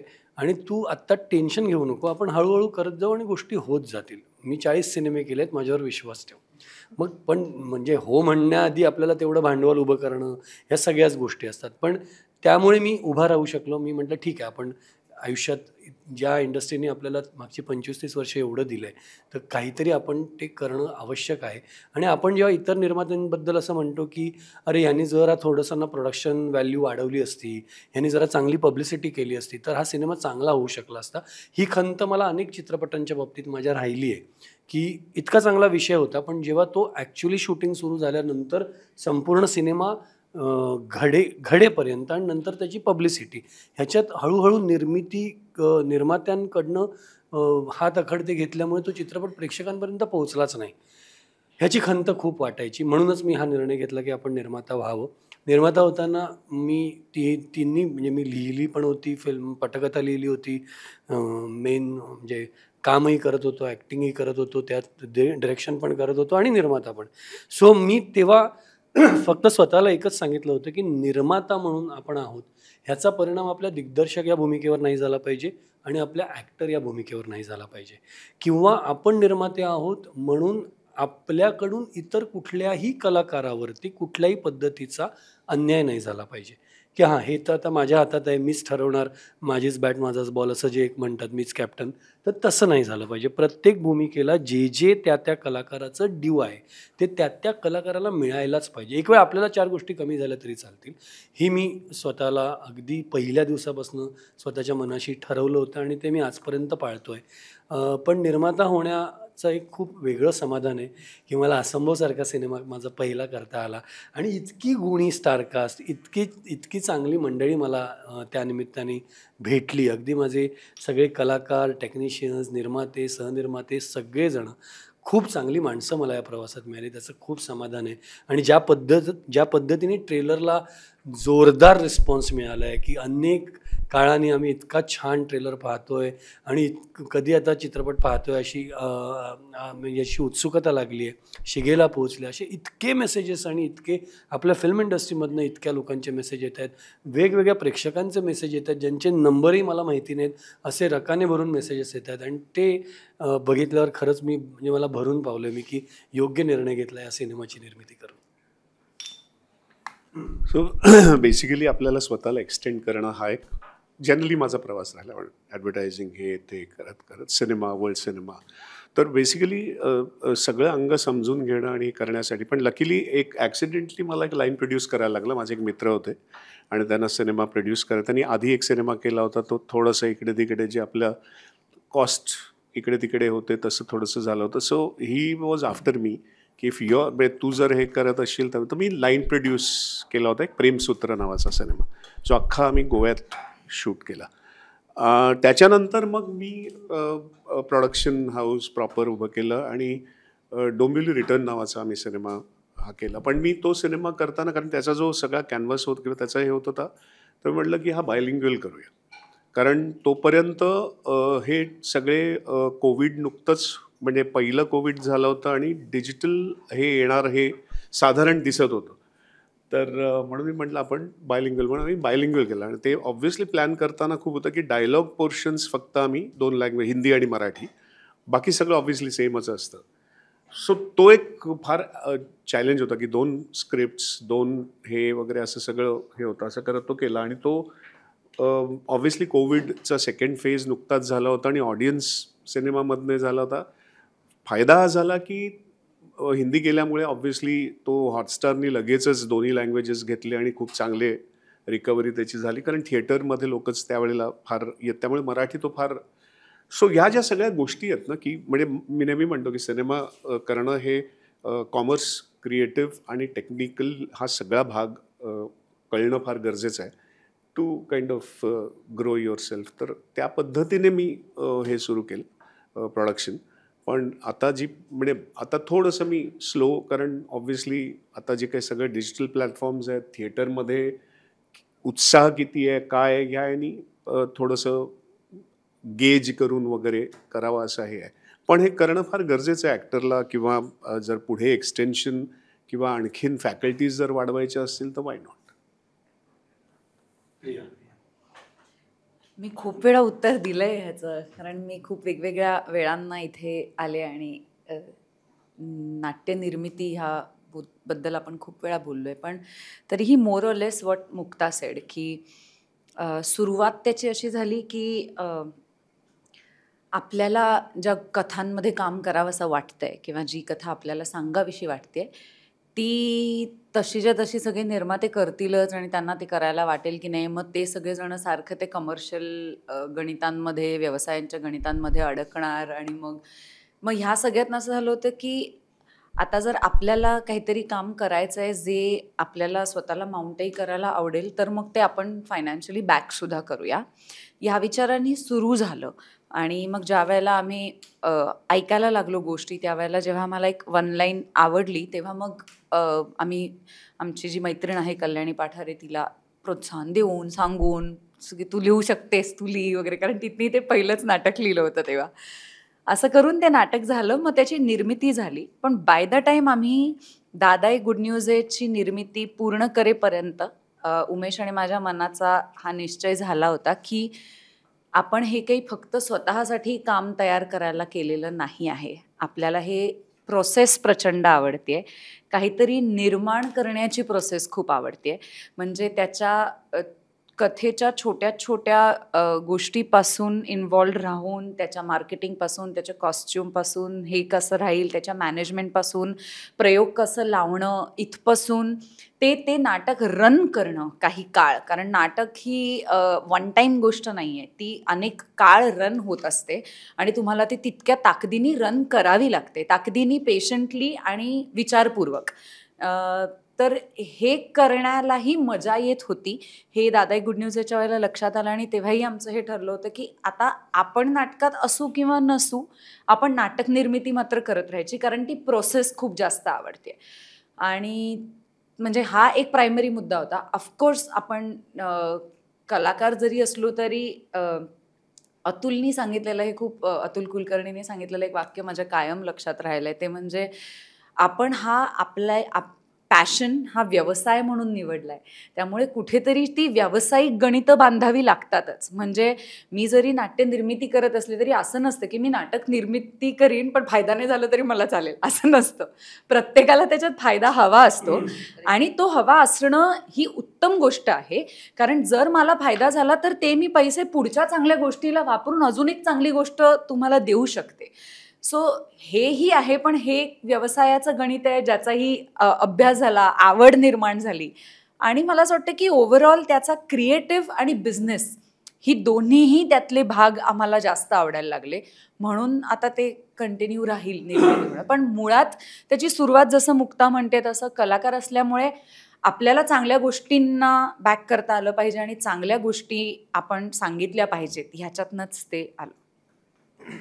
एक वेगळा प्रश्न मला विचारायचा आहे की मगाशी शर्मिष्ठा म्हणाली की बोलता बोलता की महाराष्ट्र कानाकोपऱ्यात इतके थिएटर्स नाही आहेत की त्यामुळे टी व्ही सर्वात जास्त बघितला जातो आणि ते इकडे अवलंब आहे मनोरंजनासाठी. मागच्या आठवड्यात जेव्हा आम्ही राऊंड टेबल घेतला नव दिग्दर्शकांचा, डेब्युटी डिरेक्टरचा, त्यात एक मुद्दा असा आला की मराठी सिनेमांना जे अनुदान दिलं जातं वेगवेगळ्या ABCD ह्याच्यामध्ये 50-60 जे काही लाख मिळतात, तर त्यासाठी अनेकदा सिनेमा निर्मिती केली. 20-एक वर्ष होते आणि त्यामुळे संख्या वाढते त्या सिनेमांची आणि तो दर्जा तितपत राखला जात नाही आहे. त्यामुळे एकदा अनुदान पूर्णपणे बंद करू असं एक मत होतं आणि त्यावर ते जे पैसे आहेत जे शासनाकडे अनुदान देण्यासाठी जे जमा होणार आहेत त्या पैशात राज्य पातळीवर, त्यानंतर तालुका पातळीवर, गाव पातळीवर सिनेमागृह बनवावीत त्या कॅपॅसिटीनुसार. तर या सगळ्या मताशी तुम्ही किती सहमत आहात? मी हे बरोबर आहे, पण परत ते डिस्ट्रीब्युटर्सकडे गेलं आणि तिथे फक्त हिंदी सिनेमे लावले तर काय? हा मुद्दा आहेच ना. मुद्दा असा आहे, मी तर केव्हाच जेव्हा इनफॅक्ट राजनी एक मीटिंग भरवली होती आणि मी लाईन प्रोड्यूस केली होती प्रेमसूत्र, आणि एक प्रोड्युसर्स आणि ह्याच्यात त्यांनी विचारलं होतं की काय काय, तर मी तर त्याला म्हटलं होतं की सगळ्या महाराष्ट्रामधल्या सगळ्या थिएटर्समध्ये वेदर इट इज मल्टिपल, एक स्क्रीन मराठीसाठी डेडिकेटेड असला पाहिजे. मग तिथे सिनेमा चालू न चालू तो हा मुद्दाच नाही. तो शासनाने बॅक केलेला असं एक स्क्रीन कमीत कमी, जर साऊथला जर का सगळे त्या भाषेत स्क्रीन्स लागतात तर मराठीसाठी एक स्क्रीन नाही? हा सरळ प्रश्न आहे. आणि मग ते कसं आहे की तो जर रूलच आला, GR आला, मग तुम्ही गावात बांधा, किती बांधा थिएटर, मग मराठीसाठी there is a theatre. Otherwise then परत हिंदी आणि बॉलिवूड, परत तुमचे थिएटर्स इथे कोणी येतच नाही, या सिनेमाला कोणी येतच नाही, आणि मग आम्ही हिंदी लावू, मग झालं ना, मग त्याचा उपयोग नाही.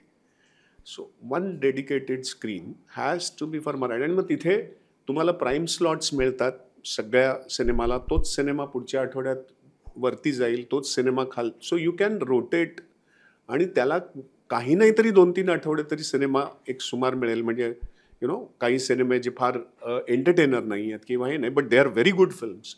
याचा फायदा एक काय सांगतो की फुटफॉल असतो, हिंदी सिनेमा बघायला लोक येतात, आणि हा सवयीचा भाग असतो. 6 महिने 8 महिने कदाचित प्रेक्षक कमी येतील, नाही येतील, पण सवय झाली ना. आज देवबाभळी बघायला कितीतरी नॉन महाराष्ट्रीयन्स लोक जातात, कारण त्यांना ते कळलं की हे इथे कळतच नाही लोकांना. सो हिंदी सिनेमावाल्यांना सवय लागेल की अच्छा यात ही स्क्रीनमध्ये मराठी चांगले सिनेमे लागतात, तर कुठला सिनेमा चांगला आहे का, so they will have a choice. तुमचा ऑडियन्स वाढेल. सो हा सवयीचा भाग आहे, आणि इट इज सो इझी. आणि मी पण सहमत आहे संदीपच्या मताशी. दुसरी गोष्ट एक अशी होते की बहुतांशी वेळा अनेक असे चित्रपट असतात, सुदैवाने आम्ही तर खूप जास्त पब्लिसिटीच्या बाबतीत जागृत आहोत आणि अशा पद्धतीने प्रेक्षकांपर्यंत चित्रपट पोहोचवतोय की ऑलरेडी ट्रेलरपासूनच असंभव या चित्रपटाची चर्चा सुरू झाली आहे. त्यात मुक्ता, प्रिया, संदीप अशी सगळी स्टारकास्ट असल्यामुळे एक त्यांचे महाराष्ट्राचं फॅन फॉलोईंग आहेच. पण बऱ्याचदा असं होतं की एखादा सिनेमा खूप चांगला असतो, तो लिखाणावाईज चांगला असतो, पण त्याच्यात अशी नोन स्टारकास्ट नसते. सो अशा वेळी तो सिनेमा शुक्रवारी लागतो, शुक्रवारी त्याचं काही बुकिंग होत नाही, शनिवारी ते अजून एक 3-4 शो बघतात आणि रविवारी त्यांचं ठरतं की सोमवारी सिनेमा काढायचा. सो असे जे सिनेमे असतात ज्याच्यात नवोदित ॲक्टर्स आहेत किंवा जे खरोखर उत्तम झाले आहेत पण प्रेक्षकांपर्यंत पोहोचले नाहीत कारण पब्लिसिटी पोहोचली नाही, सो असे सिनेमांना जर का एक आठवडा रन मिळाला अशा टाईपच्या थिएटरमध्ये, तर हळूहळू ती जागरूकता निर्माण होईल. जसं संदीप म्हणाला ते अतिशय योग्य आहे की पहिले 6 महिने कदाचित प्रेक्षक यायला हळूहळू ती सवय व्हायला वेळ जाईल. पण जर अशा पद्धतीची थिएटर्स आपण ठेवली मराठी सिनेमासाठी तर नक्कीच प्रेक्षकांना ते सिनेमे पाहायला म्हणजे नक्कीच आवडतील. आणि जसं तू म्हणालास की आपण समजा तशी थिएटर्सच केली तर त्या थिएटर्समध्ये मात्र मग फक्त आणि फक्त मराठी सिनेमेच राहिले पाहिजेत. की आज आपणच पाहतोय की 4-4 सिनेमे एकेका दिवशी येत आहेत, तर ते काय येतात तर त्यातल्या बऱ्याच जणांची मजबुरी असते कारण दुसऱ्या तारखाच नसतात. 4 सिनेमे करण्याची कोणाला आवड नसते पण दुसऱ्या तारखाच. आता प्रियाचीच फिल्म आली होती बिनलग्नाची गोष्ट, आरपार पण आली आणि दशावतार पण आली, पण ह्या तिन्ही सिनेमे इतके चांगले होते की तिन्ही सिनेमाला प्रेक्षकांनी गर्दी केली. सो प्रत्येक वेळी तसं होईल असं नाही. जेव्हा तेवढी चांगली स्टारकास्ट नसते किंवा चांगली म्हणण्यापेक्षा तेवढी नॉन स्टारकास्ट नसते, तेव्हा त्या दुसऱ्या चित्रपट जर तो बरा असेल, चांगला असेल तर अन्याय होतो. आणि तो तो डावललाच जातो चित्रपट. पण जर का अशा पद्धतीचं थिएटर असेल मग त्यांना भले प्राईम टाईम या 3 फिल्म्सना मिळाला, पण त्यांना एक शो आठवडाभर मिळाला तर एक हळूहळू माउथ पब्लिसिटी व्हायला लागते की अरे एक असा असा सिनेमा आलाय, नवीन मुलं आहेत पण सिनेमा खूप छान आहे. म्हणजे आज जर का आपण पाहिलं तर अनेक ठिकाणी आता आपण बघतो की नाटकामध्ये पण नाटक चांगलं आहे किंवा आता तो ह्याचं फोक आख्यान जे आलं ते चांगलं हे कळायला वेळ गेला ना. 4 शोमध्ये ठरवलं नाही की हे नाही वर्क झालं आणि ते आता बंद करा. ते हळूहळू करत गेले करत गेले करत गेले. प्रत्येक एखादं जेव्हा नवीन नाटक येतं आणि जसं आपण अगदी सुरुवातीचं उदाहरण घेऊ ऑल द बेस्ट, त्यावेळी ते कोणाला माहीत नव्हतं. पण त्यातनं कळलं की अरे ही मुलं आली आहेत, नवीन आली आहेत आणि हे आणि ते पसरत गेलं. सिनेमाला काय होतं की 4 शो 5 शो 2 दिवसामध्ये गणित ठरतं की हे काही वर्क झालेलं नाही आहे.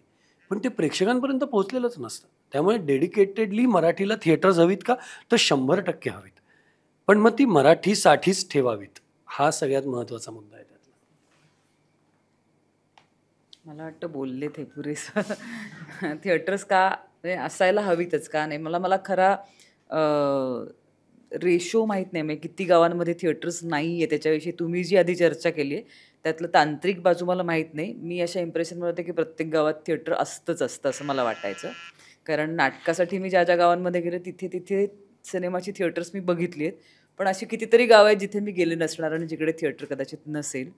तर येस की मराठीसाठी नवीन थिएटर्स तर व्हायला पाहिजेत, पण आहे त्या थिएटर्समध्ये सुद्धा राखीव वेळ मिळाला पाहिजे हे नक्की. कारण एखादी गोष्ट लोकांपर्यंत पोहोचून ती बरी आहे का वाईट आहे ठरवण्यासाठी एक दिवस किंवा शनिवारी उतरला रे असं जे कारण त्याच्यामुळे खूप जास्त मेहनत असते आणि खूप काहीतरी असतं त्यात नक्की. आणि चांगला करायचा म्हणूनच तो सिनेमा केलेला असतो. कोणी आता एक वाईट फिल्म बनवतो असं म्हणून कोणीच सुरू करत नाही काम. त्यामुळे त्याला थोडी संधी मिळण्याची गरज असते. तर डेडिकेटेड जागा असेल तर चांगलं होईल असं मला वाटतं. आमचे काही CCR आहेत जे कॉलेज क्लब रिपोर्टर आहेत, जे शिकतात आणि लिखाणही करतात. तर त्यांचे काही प्रश्न आपण एक एक घेऊया.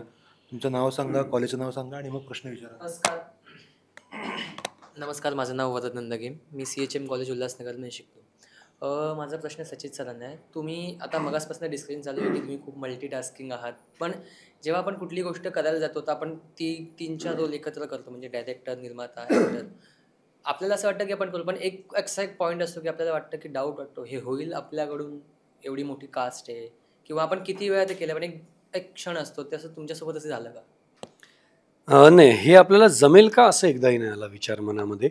पण हे सगळं खूप आव्हानात्मक आहे. हा विचार रोज रात्री झोपताना यायचा की अरे हे हे घेतलंय खरं सगळं आपण, हे शिवधनुष्य उचललंय खरं, पण हे पार कसं पाडायचं यासाठी रोज रात्री झोपल्यानंतर किंवा रोज सकाळी उठल्यानंतर एक 5 मिनटं शांतपणे बसून आजच्या दिवसात काय काय करायचं आहे ह्याचा एक जर का आपण मनात थोडासा एक आपण उजळणी केली तर बऱ्याचशा गोष्टी सोप्या होतात. पण असा विचार कधी मनात नाही आला की हे आपल्याला जमणार नाही. नमस्कार सर, माझं नाव वैष्णवी तारकर. सर, जसं की तुमच्या चित्रपटामध्ये डबल रोल आहे, तर तुम्हाला तो साकारताना तुमचा अनुभव कसा होता? खूपच छान अनुभव होता. कारण कारण मी मुक्तालाही असं म्हटलं होतं की 2 जरी भूमिका असल्या आणि त्या दोन्ही भूमिका मुक्ताच्या काय किंवा माझ्या काय खूप आव्हानात्मक आहेत. तर माझं एकच दिग्दर्शक म्हणून आग्रह होता की त्या 2 भूमिका करताना कुठेही आपण कॅरिकेचरिश काही करूया नको, की ही भूमिका करताना असं आणि मग अर्थातच आता सगळ्यांना कळलंच आहे की पुनर्जन्म आहे. सो एक काळ आहे 2025चा, दुसरा आहे 1984 सालचा. सो ते करत असताना आपण असा विचार करूया की आपण दोन वेगळी व्यक्ती साकारतोय. ही एक वेगळी व्यक्ती आहे, ही एक वेगळी व्यक्ती आहे आणि ते जितकं सटल काम करू, कुठेही कॅरिकेचरिश न करता, तेवढी त्याची गंमत जास्त येईल. पण आपण हे धरूया मनामध्ये की ही 2 वेगळी माणसं आहेत आणि तसं काम करूया. आणि ते करत असताना मी आणि मुक्ता कंटिन्युअसली एकमेकांशी बोलतही होतो की हे बरोबर वाटतंय ना, हे योग्य. मी जरी दिग्दर्शक असलो तरी मी जेव्हा ॲक्टर व्हायचो तेव्हा मी मुक्तालाही विचारायचो, मी प्रियालाही विचारायचो, संदीपलाही विचारायचो की हे योग्य वाटतंय ना, मी जे करतोय ते योग्य. कारण सगळंच आपण करतोय त्यामुळे असं नाही झालं पाहिजे की आपण जे म्हणतोय तेच सगळं योग्य. कधी कधी समोरनं बघणाऱ्या माणसाला एखादं चांगलं सजेशन आपल्याला पटकन येऊन जातं. मग जसं मुक्ता म्हणाली तसं ती प्रियाला विचारू शकते की बाबा मी बरोबर दिसते, छान दिसते, चांगलं वाटतंय. तर मी पहिल्यांदा काम करूनही बिंदास त्यांना विचारायचो, बरा दिसतोय ना का मुक्ता. त्यामुळे त्यामुळे मी विचारायचो, तो मी अधिकाराने हे करायचो. पण दोन्ही रोल करताना मला फार गंमत आली. प्रियाच्या बाबतीत मी पुन्हा एकदा ना, आमचं काय झालं, सगळ्यांचं तोंडच शिवलं गेलंय. तिच्या बाबतीत आम्हाला काही बोलता येत नाही, पण तिचं एक रहस्य दडलं या सिनेमामध्ये.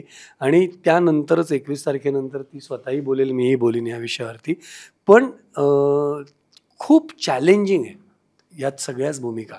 आणि संदीप सरांचं पण इव्हन खूप चॅलेंजिंग भूमिका आहे. आणि त्यांनी ज्या कन्व्हिक्शननी ती उभी केली आहे, कारण त्यांच्या कन्व्हिक्शनवरती तो प्रवास आहे सगळा. सो खूपच मजा आली. मुक्ताच्या डबल रोलबद्दल, 2 भूमिकांबद्दल. हां, मी ॲक्च्युली मगाशी बोलले डबल रोलबद्दल की वेगळ्या आहेत, स्वभाव वेगळे आहेत, काळ वेगळे आहेत, दिसणं वेगळं आहे. त्यामुळे छान होती, प्रोसेस चांगली होती. पण मुळात तुम्हाला लिहून दिलेली गोष्ट जर वेगळी वेगळी असेल ना, तर नटाचं काम थोडं सोपं होतं. तर या सिनेमात स्क्रिप्ट आणि डायलॉग्सनी खूप मोठा भाग आमचा सोपा करून ठेवला. नमस्कार, माझं नाव अदिती पवार. मी KES लॉ कॉलेजमध्ये शिकते. माझा प्रश्न शर्मिष्ठा थाईला आहे की तू मालिकांची निर्मिती तर करतेसच आणि आता हे फिल्मचं, त्या दोघांच्या आर्थिक गणितामध्ये ऑफकोर्स फरक असणारच आहे. तर त्याचा समतोल तू कसा राखतेस आणि ते सगळं कसं आहे? खूप डिफरन्स खूप डिफरन्स असतो ऑफकोर्स. मालिका विश्वामध्ये अगदी थोडक्यात सांगायचं झालं तर तुम्हाला पैसा हा रोलिंगमध्ये ठेवावा लागतो. कारण ते वर्षभर, 2 वर्ष जितकी मालिका चालणार आहे तोपर्यंत तुमचा पैसा तिथे अडकलेला असतो. फिल्मला असं असतं की फिल्म गॅम्बल आहे, की चालली, टाकले, मिळाले.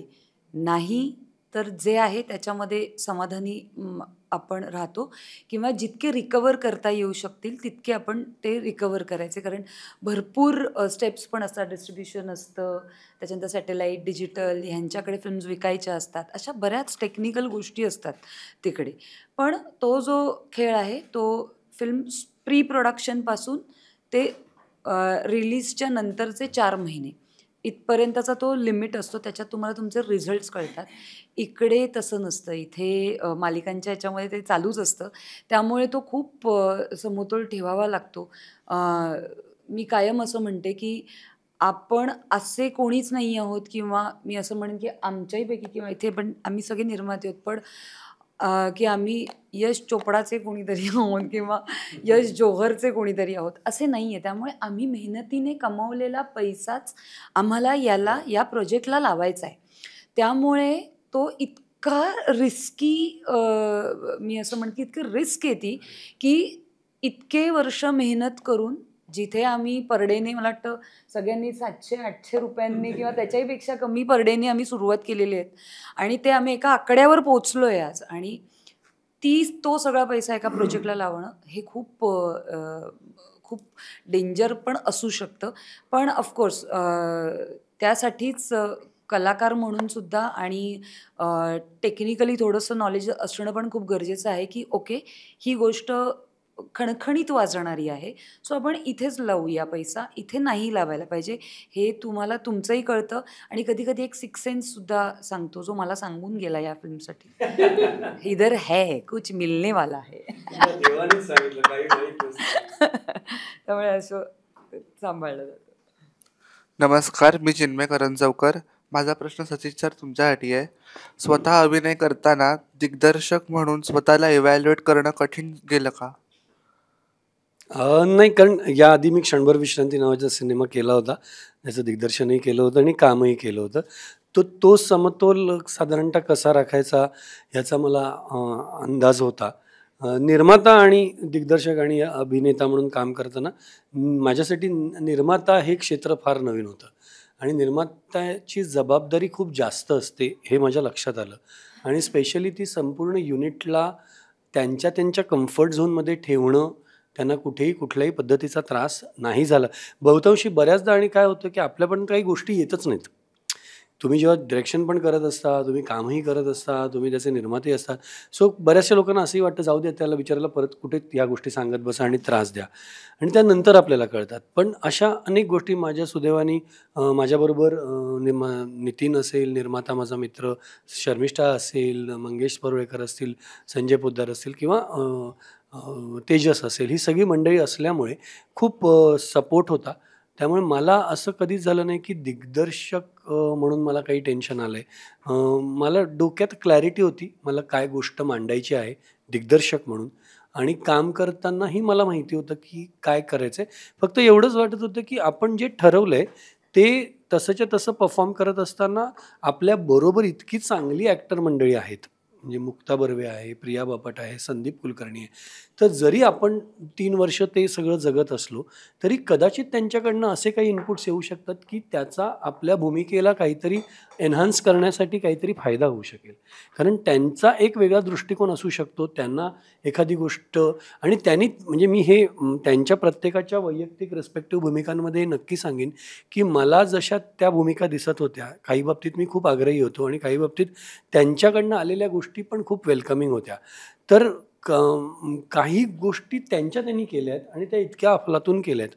जसं काल प्रिया म्हणाली की तिच्या मेकअप आर्टिस्टने तिला एक सजेशन दिलं आणि ते अख्ख्या सिनेमावर इतकं छान दिसलं आहे. तसे म्हणजे मी आता त्यांच्या भूमिकांचे कांगोरे सांगू शकत नाही. फिल्म बघितल्यावर जास्त चांगलं तुम्हाला ते कळेल. नाही तो तर विनोदाचा भाग आहे. पण प्रत्येकाने इतकी या तिघांनी अफलातून कामं केलेली आहेत की प्रत्येकाकडनं सगळ्यांना शिकण्यासारखं आहे. नवीन पिढीने हा चित्रपट जरूर बघा. ज्यांना ॲक्टिंग क्षेत्रात यायचं आहे त्यांनी तर नक्की बघा. इतकी जबरदस्त कामं या सगळ्यांनी केलेली आहेत. नाही नाही मी डबल रोल आहे आणि ते सोपं नव्हतं. ऑफकोर्स ते थँक्यू अरे नाही नाही त्यामुळे आणि त्यांनी आपल्याला फिल्म न दाखवल्यामुळे आपण काहीच नाही बोलू शकतो. मी सांगू शकते कारण मी नाही तुम्ही मी एवढं निश्चित सांगेन हा सिनेमा बघितल्यावरती मज्जा आली एवढंच आम्ही सांगू शकतो. मी एवढं नक्की सांगेन की हा सिनेमा बघितल्यावर तुम्ही एवढं नक्की विचारलं आपण पुढचा सिनेमा कधी करूया एवढी मी तुम्हाला गॅरंटी देतो. मुक्ता, माझा पुढचा प्रश्न तुम्हाला आहे. असंभव फक्त हा थ्रिलर पिक्चर नाहीये तर हा मानवी भावना आणि नात्यांवर भाष्य करणारा चित्रपट आहे का असं तुम्हाला वाटतं का? हो आहे ना. आणि मानवी भावभावनांमध्ये जेव्हा काहीतरी वरखाली होतं तेव्हाच काहीतरी थ्रिल येतं माणसांच्या आयुष्यात. म्हणजे ते दरवेळेस फक्त एनिवे मी बोलले तर आता काहीतरी गडबड होईल. पण म्हणजे हो बरोबर आहे तुझं की मानवी भावभावनांचा खूप मोठा हे आहे, कल्लोळ आहे असंभव आहे. नमस्कार, माझं नाव अमोक आहे. CHM कॉलेजमधून CHM कॉलेजमध्ये शिकतो. माझा प्रश्न सचित सरांना आहे की दिग्दर्शकाच्या दृष्टिकोनातून तुम्हाला हा चित्रपट कसा अनुभवायला आला? खरं सांगायचं तर मी लिखाणाच्या प्रोसेसपासूनच तो सिनेमा जगत होतो. आणि जसं मी कालही एका इंटरव्ह्यूमध्ये म्हटलं की ही कथाच मुळात इतकी चॅलेंजिंग आहे की त्याची प्रत्येक पात्र हे पर्टिक्युलर सिच्युएशनमध्ये कसं वागेल ह्याचे आम्ही असंख्य ड्राफ्ट्स लिहिले. म्हणजे मला नेहमी असं वाटतं की आपण सगळ्या शक्यता शेवटच्या क्षणापर्यंत जाऊन पडताळून पाहिल्या पाहिजेत. म्हणजे प्रियाची भूमिका असेल साधना सहगल, तर साधना सहगल दिसेल कशी, ती चालेल कशी, ती बोलेल कशी, तिची लकब काय असेल, ती स्वतःला कसं प्रेझेंट करेल, तिचा ऑरा काय असेल, या सगळ्या गोष्टी 4 वेगवेगळ्या पद्धतीने आम्ही लिहून बघितल्या. मग एका पॉईंटवर आलो की ओके ही साधना सहगल अशी असेल. मग सत्यजितचं पात्र असेल तर सत्यजित कसा असेल, तो असा असेल, अशा पद्धतीने प्रत्येकाचं. आता आम्ही तर डबल रोल करतोय म्हणजे आमचं ते पुन्हा 4 वेळा म्हणजे 8 वेळा लिखाण आलं. पण ते कसे दिसतील, ते कोणते कपडे घालतील, त्यांच्या घरातल्या पडद्यांचा रंग काय असेल, इथपासून प्रत्येक गोष्टी आम्ही लिहित होतो. तिथे जर का एखादं कपाट असेल तर ते कसं असेल दिसायला, अशा बारीक बारीक गोष्टींचा तपशील काढून त्यावर काम करत होतो. त्यामुळे जेव्हा मी लिहित होतो ना तेव्हाच दिग्दर्शनाची प्रोसेस सुरूच होती. कारण जेव्हा तुम्ही सतत एखाद्या गोष्टीमध्ये समरसून जाता तेव्हा ती गोष्ट तुमच्या हळूहळू रक्तात भिनते. मग झोपेतनं उठून जरी तुम्हाला विचारलं ना तर मग काय असतं, दिग्दर्शकाचा जॉब काय असतो, तुम्हाला ती जी गोष्ट दिसते तुमच्या डोळ्यासमोर, जसं मगाशी संदीप सर म्हणाले की गोष्ट ऐकताना त्यांना व्हिज्युअलाइज होते गोष्ट. सो मी लिहित असल्यापासून ती मला व्हिज्युअलाइज होत होती, आणि जेव्हा ती व्हिज्युअलाइज होत असते, जी ती आपल्याला दिसत असते आपल्या डोळ्यासमोर, तेव्हा ती फक्त प्रत्यक्षात उतरवायची असते. आणि ती प्रत्यक्षात उतरवताना आपले जे सहकारी असतात, मग त्यात कलाकार आले, सगळे तंत्रज्ञ आले, त्यांना सगळ्यांना एकत्र घेऊन तो प्रवास आपल्याला करायचा असतो. त्यांना सगळ्यांना कन्व्हिन्स करायचं असतं की मला हे जे वाटतंय ते का वाटतंय. मग त्यात त्यांचे जे काही सजेशन्स असतात ते जर चांगले असतील तर ते इन्कॉर्पोरेट करायचे असतात. हे चांगल्या दिग्दर्शकाचं लक्षण आहे असं मला वाटतं, की तुम्ही ऐका. तुम्ही आमचे गुरु पंडित सत्यदेव दुबे आम्हाला नेहमी एकच सांगायचे की पहिले कान खुले रखो, पहिले सुनो, सामने वाला क्या बोल रहा है उसका पहिले अपनी लाईन मत बघ दो, पहिले सुनो तो सही वो क्या बोल रहा है. सो ऐकणं हा सगळ्यात इम्पॉर्टंट माणसाचा गुण आहे, असायला हवा, की समोरचा माणूस काय बोलतोय ते आधी ऐका. सो इतके जेव्हा टॅलेंटेड ॲक्टर्स आणि टॅलेंटेड सगळी तंत्रज्ञ मंडळी येतात, तेव्हा त्यांना काय वाटतंय हे सगळं ऐकून शेवटी आपल्याला जे वाटत होतं त्याच्यावरती म्हणजे जी आपल्याला कथा मांडायची ती मांडायचीच आहे, पण त्यांचे चांगले सजेशन्स घेत त्याला इन्कॉर्पोरेट करत बारीक बारीक बारीक गोष्टी तपशीलवार करत त्या करायच्या आहेत. हा सगळा प्रवास माझ्यासाठी लिखाणापासूनच सुरू झाला होता. नमस्कार, माझं नाव अश्लेषा माने. मी जोशी बेडेकर महाविद्यालयाची विद्यार्थिनी आहे. मला असं विचारायचं आहे की तुम्ही मगाशी म्हणालात की प्रियाताई जेव्हा सेटवर यायची तेव्हा एक विशिष्ट एनर्जीच घेऊन यायची.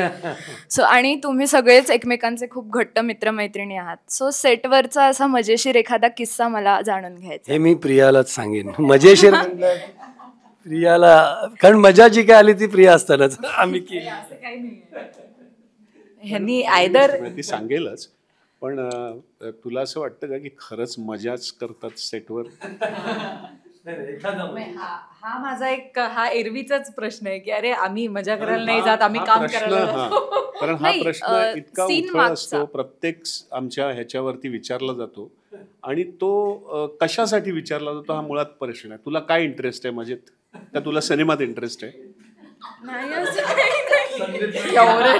संदीप सर तिला ओरडले. केली का आम्ही मजा थोडी थोडी.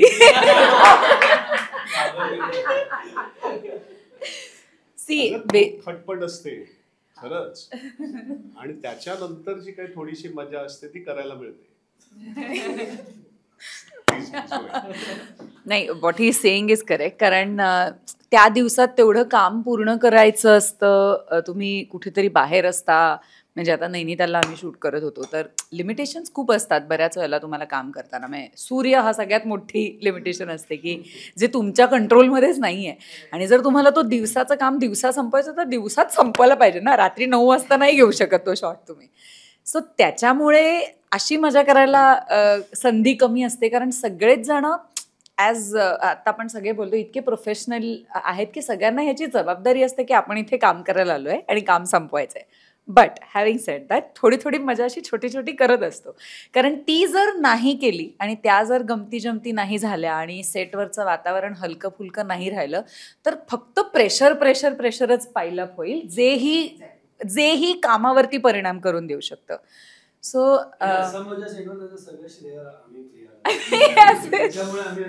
हे बघ, मला असं वाटतंय अर्धा वेळ तर माझा हसण्यात जात होता, कारण हे खूप थंडीने कुडकुडत होते. आणि पहिले 4-5 दिवस मी खूप शूर मुलीसारखी वागले. मग 6व्या दिवशी आता I am blaming it on snowfall. पाऊस पडला, बर्फ पडला आणि मग मला व्हायला लागलं. मग आम्ही सगळे एका गँगमध्ये आलो. तू हा सिनेमा एवढ्यासाठी बघ की आता बघ ही तुला किती बबली वाटते की नाही, पण सिनेमात जाऊन बघ हिने कसं काम केलंय, म्हणजे तुला कळेल है ना. माझा प्रश्न सचित सर तुम्हाला आहे. तुम्ही आत्ताच सांगितलं एक चांगल्या दिग्दर्शकाचं लक्षण ऐकणं हा एक असतं. म्हणजे तुम्ही या चित्रपटाचं दिग्दर्शन केलं आहे, तुमच्यासोबत सहदिग्दर्शन पुष्कर श्रोत्री यांनी केलं आहे, तर तुमचा त्यांच्यासोबतचा काम करतानाचा अनुभव सांगा. खूपच छान. पुष्कर एकतर माझा खूप जवळचा मित्र आहे आणि आम्ही अनेक वर्ष एकमेकांना ओळखतो, मी आणि पुष्कर, आणि इज लाईक फॅमिली. फ्रेंड, त्याची फॅमिली, माझी फॅमिली एकमेकांना अनेक वर्ष ओळखत आहेत. आणि तो फार गोड माणूस आहे, मुळात फारच गोड माणूस आहे. एक व्यक्ती म्हणून मला तो प्रचंड आवडतो. फार गोड आहे तो. आणि त्याच्या बाबतीमध्ये असं होतं ना, की त्याला एखादी गोष्ट सांगितली की त्याला वा बेटा वा, मस्त, हे करूया. त्यामुळे त्याची मला कधीच काही कुठल्या गोष्टीची ना नसते. माझ्यावर त्याचा प्रचंड विश्वास आहे. मी जे सांगेन त्याला तो हो म्हणतो. ही त्याची खूप मोठी क्वालिटी मला वाटते. एंटरटेनमेंटचा एक भाग त्यांनी हो हो हो. आणि हो, आणि पुष्करनी बोलून सगळीकडे बांधले. म्हणजे जसं प्रिया आल्यामुळे, पण पुष्करचा मुळातच स्वभाव असा आहे की तो खूप एनर्जेटिक आहे आणि खूप असा तो विनोद करणारा आहे. पण इकडे प्रिया येईपर्यंत आज मी स्लीवलेस घातलाय म्हणून तो शर्ट काढला. हो हो हो. तर तो कसं आहे की प्रिया येईपर्यंत त्यालाही कळलेलं की नाही हा सिनेमा खूप वेगळा आहे, तो इथे फालतुगिरी करून काही चालायचं नाही. त्यामुळे आपणही जरा सिरियस राहूया. पण जशी प्रिया सेटवर आली आणि मग त्यांनी त्याचा मूळ पुष्कर श्रोत्री बाहेर आला आणि तो इतका धमाल आहे, तो इतकी मजा करतो. ती सगळी मजा त्यांनी केली तिकडे. आणि प्रिया आल्यामुळे त्याला ते एक लायसन्स मिळालं की चला, म्हणजे कोणीतरी थट्टा मस्करी करू शकताय आणि लोक हसतायत आणि तरी कामही तितकंच चांगलं चाललं आहे. सो मग जसं प्रिया म्हणाली की तू स्लीवलेसनं ब्लाऊज घातलायस आणि शिफॉनची साडी, तर उद्या मी बनियनवरती शर्ट काढून येणार वगैरे, असं सगळं ते झालं. किंवा अनेक काही गोष्टी त्यांनी केल्या ज्या आता मी ऑन कॅमेरा नाही सांगू शकत. पण तो फार गोड माणूस. नाही, म्हणजे मी म्हटलं तसं की सहदिग्दर्शक म्हणून आमचं ट्युनिंग इतकं चांगलं आहे की त्याच्याबरोबर काम करायला खूप मजा आली. शेवटच्या टप्प्यात आपल्या गप्पांमध्ये मला प्रत्येकाकडून एक एक रिझन हवं आहे आपल्या वाचकांसाठी, आपल्या प्रेक्षकांसाठी, की असंभव सिनेमा का बघावा. आता पण ते रिझन बाहेर आलेलं नसावं अशी माझी अपेक्षा. आणि एकमेकांचं रिझन तुम्ही रिपीट करू नये. त्यामुळे आम्हाला प्रेक्षकांना 5 वेगवेगळे रिझन्स मिळतील. मी खरंच सांगतो, म्हणजे मी अत्यंत, कारण मी अनुभवाने सांगतोय, माझ्या एवढ्या वर्षाचा अनुभव. मी मगाशी जशी सिनेमाची नावं घेतली, मी एवढ्या थ्रिलर्समध्ये कामं केलेली, त्यामुळे त्याच्या स्क्रिप्ट्स आणि सगळं माहिती आहे. ही उत्तम स्क्रिप्ट, आम्ही जसं म्हटलं तसं की पहिली मुळात उत्तम स्क्रिप्ट लागते आणि त्याचे जे काही अनुभव असतात ना ते तुम्हाला दिसतील. तर हा उत्तम एक अनुभव म्हणून मिळेल, कारण एकतर व्हिज्युअली फारच ट्रीट आहे, कारण नैनितालमध्ये, आणि ती सिनेमाची गरज होती. उत्तम म्युझिक, उत्तम कामं, त्यामुळे टेकअवेज खूप आहेत या फिल्ममध्ये.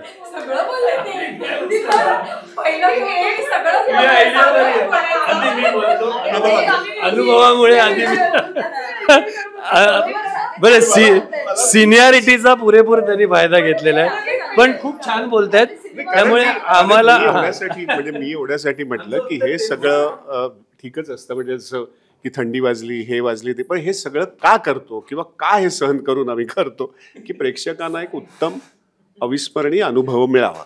आणि तोच खटाटोप असतो आणि तो साध्य झालेला आहे आणि तो उत्तम अनुभव मिळेल थिएटरमध्ये. आणि आत्ताच्या स्थितीमध्ये जसं मी म्हणतो की प्रेक्षकांना अनुभव पाहिजे, नुसती गोष्ट आणि नुसतं हे नाही, तर काहीतरी अविस्मरणीय अनुभव की 4 लोकांना ते सांगते अरे यू मस्ट गो. मग त्यांना थंडी वाजली पाहिजे थिएटरमध्ये. This is just one of the हे, but a very good experience that people should have, which is there. मला कारण हवे आहेत, कारण का खूप कारण असतात. आता नाही, संदीपने सगळंच सांगितलं, पण माझ्यासाठी सगळ्यात पहिलं तर कथा आहे सिनेमाची. ज्या पद्धतीची, hats off to Kapil Bhopatkar कथालेखक, आणि कथा, पटकथा, संवाद सगळंच. पण ज्या पद्धतीची ही टीम आली आहे, सगळी जी मंडळी आहेत, कलाकार मंडळी आणि टेक्निशियन मंडळी, ती इतकी अप्रतिम सगळी मंडळी एकत्र आलेली आहेत. आणि ज्या पद्धतीने सिनेमाचं स्वप्न मी जे पाहिलं होतं किंवा मागची 3-4 वर्ष जे मी जगतोय, ते आता ऑलमोस्ट सिनेमा कंप्लीट व्हायला आलेला आहे. तर मला जे मी पाहिलं होतं त्याच्याही पेक्षा पुढे जाऊन या सगळ्यांच्या कॉन्ट्रीब्युशनमुळे ते जवळजवळ त्याच्यापेक्षा 1000 पटीने पुढे गेलेलं आहे. आणि ज्या पद्धतीचा सिनेमा आपण करावा आणि प्रेक्षकांना एक विलक्षण अनुभव देऊन जाणारा आणि अनेक वर्ष स्मरणात राहावा असा सिनेमा करावा, असा जो ध्यास होता तो कुठेतरी पूर्ण झाल्याचं एक समाधान आत्ता पाहताना आहे. आणि प्रेक्षकांनाही ते मिळेल ह्याची मला खात्री आहे. एक असा अनुभव की जो प्रेक्षक बाहेर घेऊन जातील आणि त्यांना अनेक काळ लक्षात राहील. असे परफॉर्मन्सेस जे एकाच सिनेमात एकाच वेळी बघायला मिळत आहेत, हे खूप काळ लक्षात. मी हे सगळे माझ्याकडे असे बघतात कारण मी सिनेमा पाहिला नाही आहे. मला आत्ताही काटा येतो अंगावर. इतकी विलक्षण कामं केली आहेत त्या लोकांनी, इतकी अप्रतिम, म्हणजे इतके पॉवर पॅक परफॉर्मन्सेस एकाच सिनेमात मिळणं ह्याच्यासारखी दुसरी ट्रीट नाही. इतका सुंदर चित्रीकरण, इतकं सुंदर DOP म्हणून काम केलं आहे प्रसाद बेंडेनी, एक एडिटर म्हणून आपल्या फैजल महाडिकनी इतकं सुंदर एडिटिंग केलं आहे, किंवा आमच्या सुयश केळकरनी अप्रतिम बॅकग्राऊंड म्युझिक केलं आहे, अमित राजनी 2 गाणी केली आहेत पण इतकी सुंदर केली आहेत. सो निर्मिती मूल्यात आम्ही कुठेही कमी काही ठेवलेलं नाही. जे काय आहे ते सगळं ओतप्रेत जे जमेल ते सगळं केलेलं आहे निर्मिती करण्यासाठी. आणि संपूर्ण टेक्निशियन मंडळींनी जी मेहनत घेतलेली आहे तो एक अविस्मरणीय अनुभव देऊन जाईल असंभव 21 नोव्हेंबरला तुमच्या जवळच्या चित्रपटगृहात, ह्याची मला खात्री आहे. आणि तो मार्क माय वर्ड्स हा खूप काळ लक्षात राहणारा सिनेमा आहे. आता मला काहीतरी वेगळंच म्हणायला लागेल, म्हणजे की खूप चांगले विनोद ऐकायला मिळतील वगैरे. ह्याच्यापेक्षा जे आधी कुणी बोललं नाहीये असं तू म्हणायचं, याला काहीच अर्थ नाही. पण मला असं वाटतं की बरेचदा असं होतं की सिनेमा मी थिएटरमध्ये जाऊन का बघावा असं बरेचदा वाटतं. तर एक खूप चांगला सिनेमॅटिक एक्सपिरियन्स देणारा फार मनोरंजक थरार तुम्हाला अनुभवता येईल असंभवमधनं, असं मला वाटतं. ते प्रॉमिस त्या सिनेमात आहे. मोठ्या पडद्यावर बघण्यासाठी एक काहीतरी हे लागतं तुम्हाला, काही मोठा काय म्हणतात रे त्याला, भव्यता लागते, आणि ती या सिनेमात आहे. म्हणजे गोष्टीपासनं सादरीकरणापर्यंत. आणि चांगला लिहिलेला थ्रिलर आहे तो, थरार पण चांगला आहे, आणि हे सगळ्याचं मिळून मनोरंजन खूप उत्तम होईल असं प्रॉमिस त्या सिनेमात आहे असं मला वाटतं. मी असं सांगेन की फक्त हिंदी चित्रपटसृष्टीमध्ये जेव्हा आपण स्वित्झर्लंड बघतो त्यावेळेला त्याचं टेकिंग बघतो, त्याचं सगळं पिक्चरायझेशन, सगळं जे काही बघतो, तर मला असं वाटतं मराठी फिल्ममध्ये तेच टेकिंग प्रसाद बेंडे यांच्याकडनं या फिल्मला सुद्धा बघायला मिळणार आहे. त्यामुळे व्हिज्युअल ट्रीट जसं म्हणाला त्या पद्धतीने ती व्हिज्युअल ट्रीट डेफिनेटली आहे. आणि मी एवढंच म्हणेन की आपला इंटरवलपर्यंत तुम्हाला असं वाटेल की येस मी करेक्ट गेस केलेला आहे, पण एंडला काहीतरी वेगळंच घडणार आहे. त्यामुळे पूर्ण ट्विस्ट अँड टर्न्स खूप आहेत. आणि प्रत्येक वेळी सेम घडलंय माझ्याबरोबर सुद्धा. गोष्ट ऐकताना सुद्धा मला असं वाटायचं होतं की आत्ता हा ना, ही ना, तो ना, ते ना, असं सगळं झालं. पण असं शेवटी काही झालं नाही, काहीतरी वेगळंच घडलं. म्हणून हे सगळं असंभव म्हणून ठेवलं नाव. असंभव आता द फायनल वर्ड्स. सुचले ते कोणालाच कसं नाही सुचलंय. नाही, थोडक्यात बोलणार आहे मी, फार नाही बोलणार आहे, कारण खरं तर सगळ्यांनी सगळं सांगून झालंय. पण प्रेक्षकांना जर मुक्ता आणि सचित ह्यांचे डबल रोल पाहायचे असतील आणि मी चित्रपटात नेमकं काय करते हे जर पाहायचं असेल, आणि संदीप सर नक्की ते कसं सगळं सॉल्व्ह म्हणू का मी, असं मी त्या ह्याच्यात होते, हे जर तुम्हाला पाहायचं असेल तर 21 नोव्हेंबरपासून चित्रपटगृहात जाऊन TV वरती OTT वरती येण्याची वाट न पाहता चित्रपटगृहात जाऊन ही चित्रानुभूती घ्या, पहा असंभव. मोबाईलवर पायरसी सुद्धा न पाहता. नाही, मोबाईलवर पण नाही पाहायचा, आणि पायरसीवाला तर अजिबात नाही पाहायचा, कारण इतका सुंदर चित्रपट आहे तर तुम्हाला तो हाय क्वालिटी आणि फुल हाय साऊंड क्वालिटी मध्येच बघायला पाहिजे. तो अनुभव असंभवच आहे. Thank you so much. आणि छान छान तुम्ही गप्पा मारल्यात आमच्याशी आणि छान छान उत्तरं दिली, यासाठी खूप खूप आभार. आपण स्क्रीनिंगला भेटू आणि लवकरच सक्सेस पार्टीला सुद्धा भेटूच.